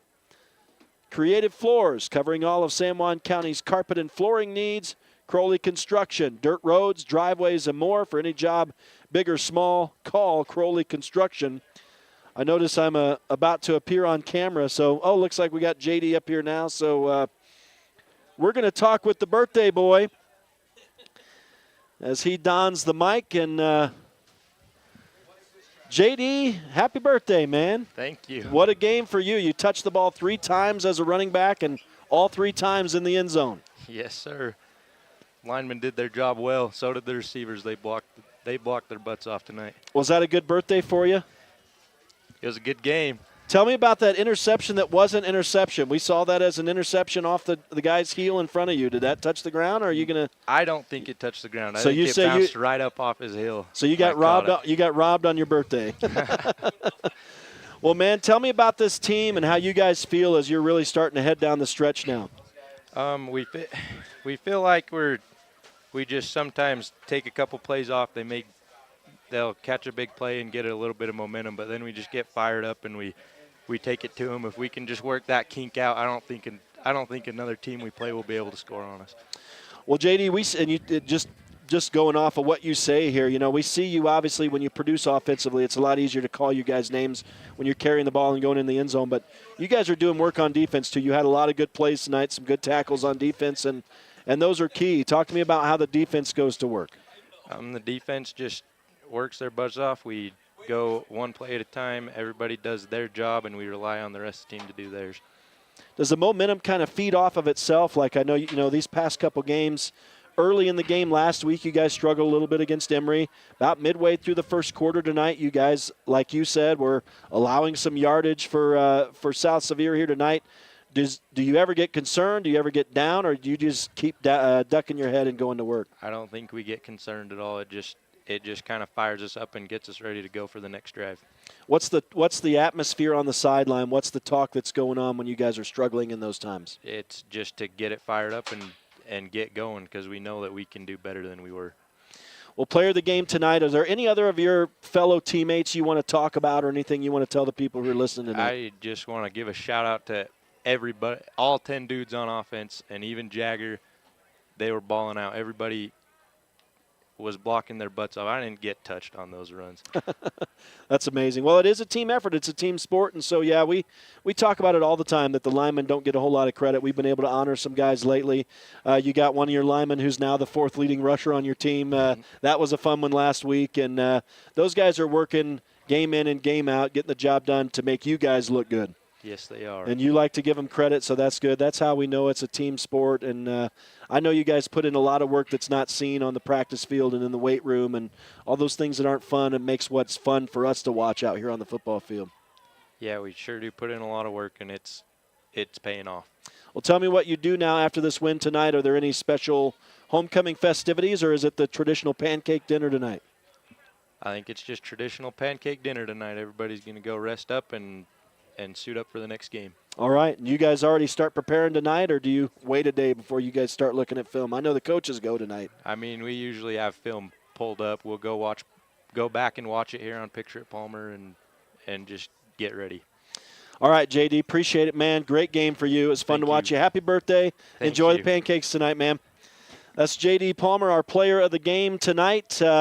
And I want to mention Colby Monson did win tonight. He guessed the proper player of the game. And so, Colby, you'll have a chance to choose between some tickets for next week or next home game here at the San Juan High School football field, or some swag from Bear Skins Inc. So make sure and get in touch with Picture at Palmer, StreamUtah.Live, and we'll get you set up that way. Art Adair can be in helping on that as well. Now we're joined on the postgame show by Coach Barkley Christensen. And, Coach, it wasn't a perfect effort tonight. You guys had some back and forth, but you get another big win. Yep, another big win. You know, again, it just kind of came down to when we won it, we're really, really good. And just realizing it's just not going to happen. You know, I probably got a little bit too wrapped up in penalties and things. I mean, I can't let that I can't let that affect me as much as I did. So I think they were kind of feeding off that a little bit too. But at the end of the day, you know, winning by, it's funny that we can get mad at the kids for not playing hard after a 64-point win. I mean, how good do we have it, right?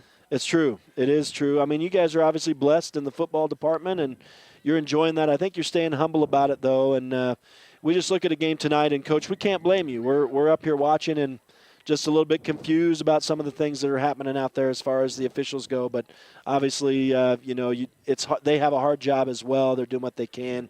But I think you realize that, and you say what you say, and I think, you know, the players will feed off of that. So as a leader, I think it's good that you notice that and you try to move on from that during the game. Yeah, I didn't do a very good job of it. I mean, it's you know, there's always things that we can work on as coaches too. So I don't think I really moved on from it ever. I was mad from – I mean, we have an iPad on the sideline, so we can see some things, and I'm not going to discuss. Yeah. One ref said, we don't question your calls, so don't question ours.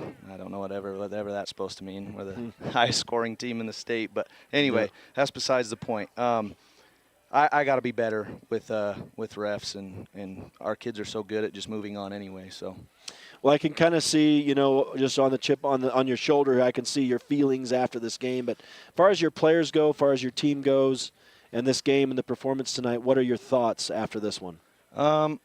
Excited, but still, like, our sideline came out of halftime super hyped up because that's what we challenged our guys to do. We got to come out more excited, playing to go win, playing to go make plays. I feel like a little bit in that first half we were just waiting for guys to kind of make plays on offense. That was happening.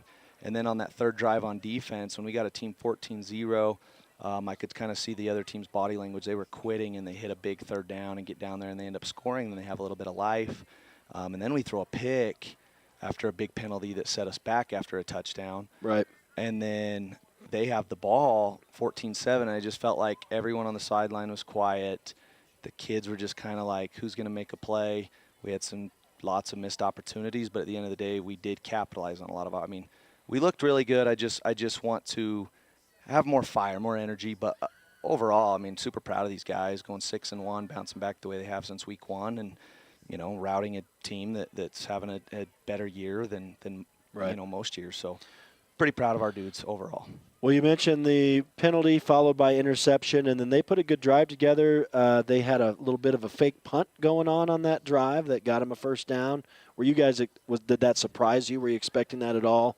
No, we had seen it before, but watching the film, we gave it to them. Credit to them for noticing that. With our motion guy, whoever was up in the booth probably calling it down, credit to him because there was a big hole there watching it back on the iPad.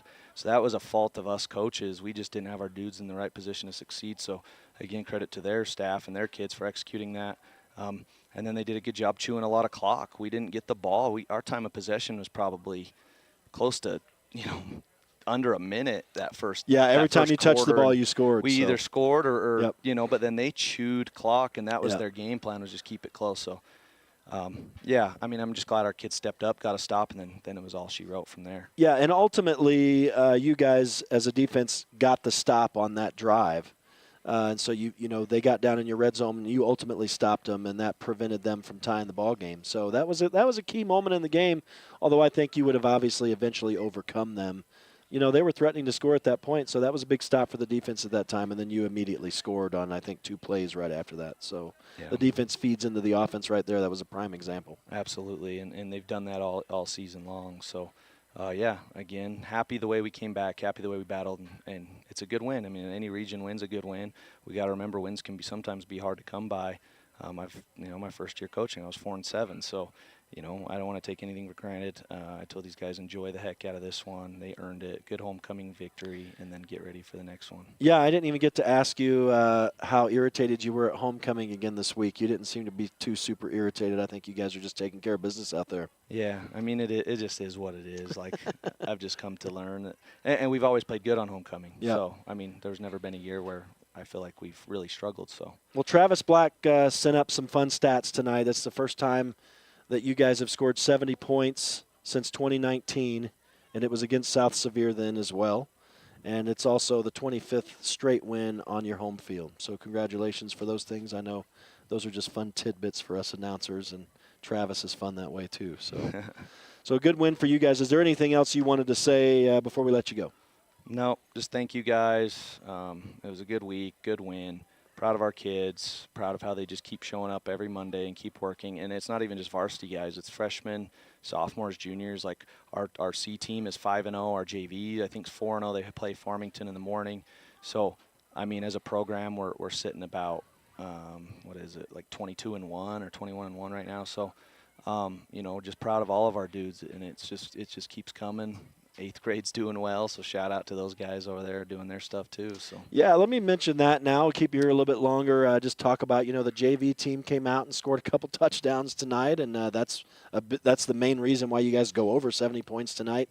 And then also, you as a coach, as a head coach, it's not super often. I think only maybe the good coaches will come and show up and have a presence with those JV and those C games. And if they're not playing to Bronco standards, you're not shy about chewing them out if they need it. No matter what level they're at, the head coach will step in and get that done. Well, I think a big thing with that is, off the field, I feel like I have a pretty good relationship with all these kids.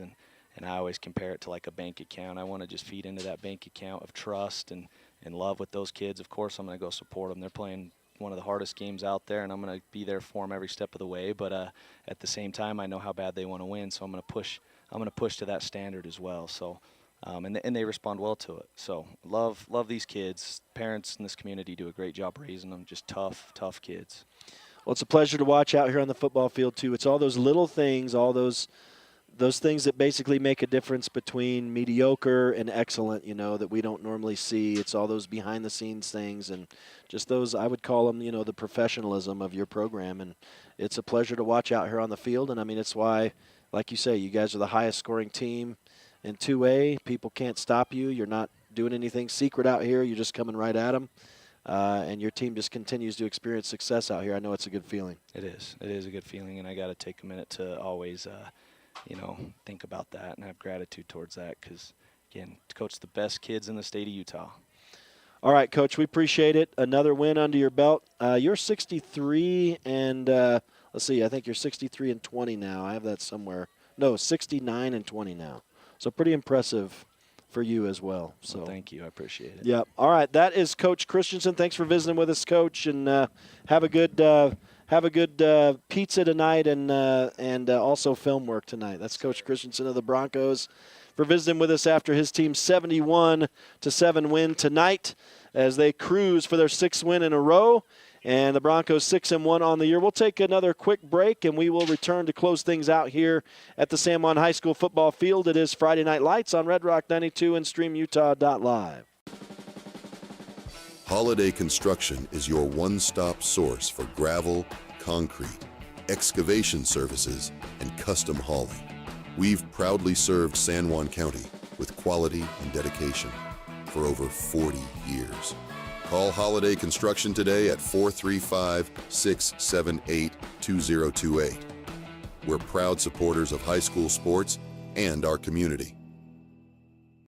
Super busy households need super fast internet, and Emory Telecom has just what you need with this special back-to-school offer.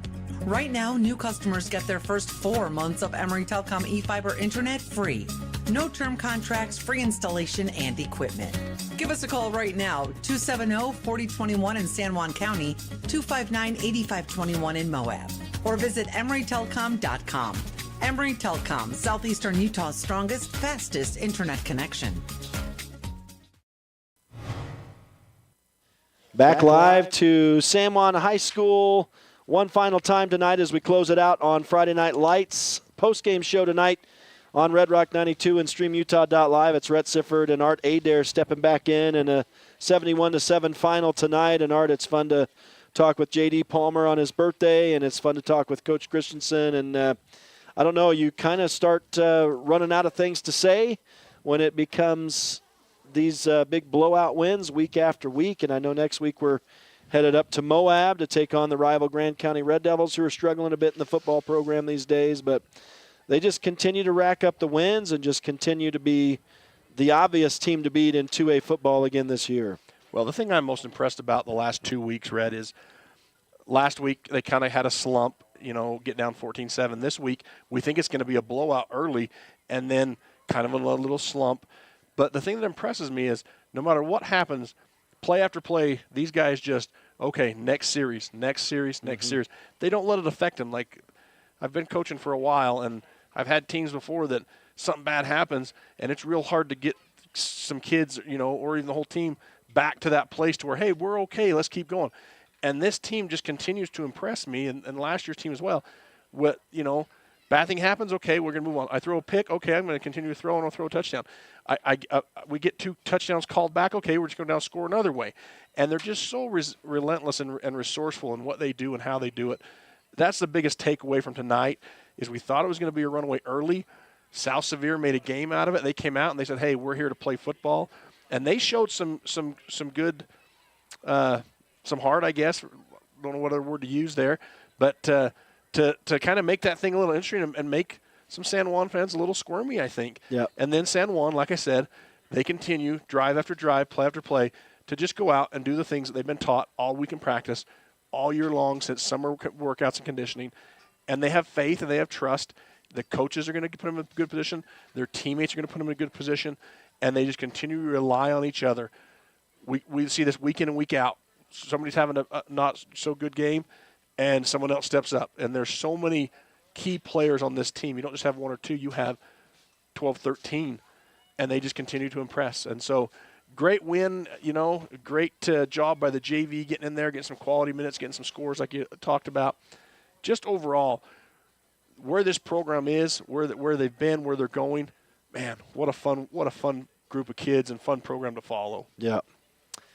Yeah, and in a closer game, some of the calls tonight would have been exceptionally frustrating. That is some of the most frustrated after a game I've seen Coach Christensen, and I think we could understand it on some of the way that things went. And that's tough as a coach to leading the team to maintain that, somehow push that anger underneath and allow yourself to keep coaching properly. Well, and I think that's what makes him a great coach, and I think that's what makes his staff a great staff and a great program that's to the top of the mountain here and has successfully stayed at the top for the last 3-4 years is because of that intensity.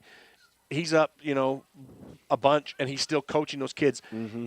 He wins this game 71-7. He goes, hey, I need to do better at this. I need to do better. He's already self-evaluating himself, and then, like you said, he's going to go buy a pizza.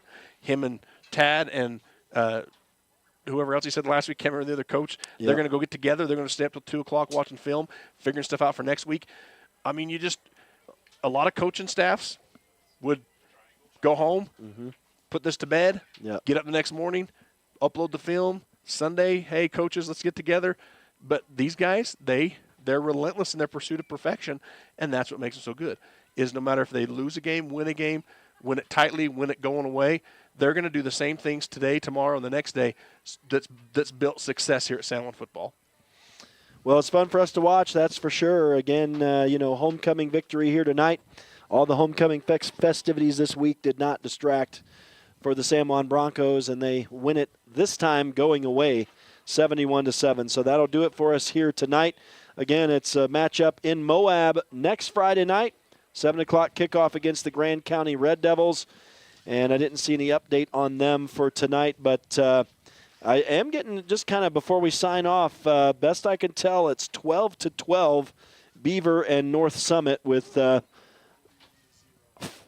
Delta winning 41-0 in their game, but is it still, Robert, is it still 12-12? Oh, over Grand, excuse me, thank you. 12-12, now double overtime. Okay, double overtime for Beaver and North Summit, 12-12. Wow, so that's a fun one. You have to find a live stream of that game and watch it real quick. All right, so Grand County suffering a big loss tonight, and obviously they'll be looking to beat their rivals next week, but the Broncos headed to Moab next Friday, so we'll see you then. Let me say some thanks before we sign off tonight. Thanks again to StreamUtah.Live guys. Caleb Carr and Lane Palmer making it happen for us, and I think Cortland Lyman was here as well. And all the sponsors, you're the ones who make it possible to do these broadcasts. Thank you to all the sponsors, and we'll get you one final time by name here during the close. Thanks to all the listeners, all the viewers. You're the reason why we do these broadcasts. And so on behalf of Art Adair, it's Rhett Sifford saying so long from the San Juan High School football field. We'll see you next week in Moab. Have a great rest of your weekend, high school sports fans. Friday Night Lights is a production of Red Rock 92 Sports and StreamUtah.Live. Tonight's broadcast was brought to you by Anderson Oliver Title Insurance Agency, Bradford Tire, San Juan Building Supply, Blue Mountain Foods, Desert Rivers Credit Union, Colleen K's, San Juan School District Adult Education, Primary Residential Mortgage, Energy Fuels, Emory Telcom, Four Corners Homes, San Juan Pharmacy, Utah State University Blanding, Creative Floors, San Juan Counseling, Holiday Construction, Lee Collision Repair and Restoration, Red's Ace Hardware, San Juan Health, Four Corners Regional Care Center, Northern Electric, Dependable Auto Repair, San Juan Insurance, Precision Rehab, Red Mechanical, Flights Gymnastics, San Juan School District CTE Programs, Blue Mountain Hospital, Monson's Quality Meat Processing, Tailor-Made Wooden Heritage and Tailor-Made Monuments, San Juan Public Health, Crowley Construction, Jones and DeMille Engineering, San Juan Mortuary, Napa Motor Parts, Utah Navajo Health System, San Juan Credit Union, and Pick-a-Stitch Embroidery and Apparel. We're the home of live high school sports coverage in southeastern Utah, Classic Hits Radio, Red Rock 92, and StreamUtah.Live.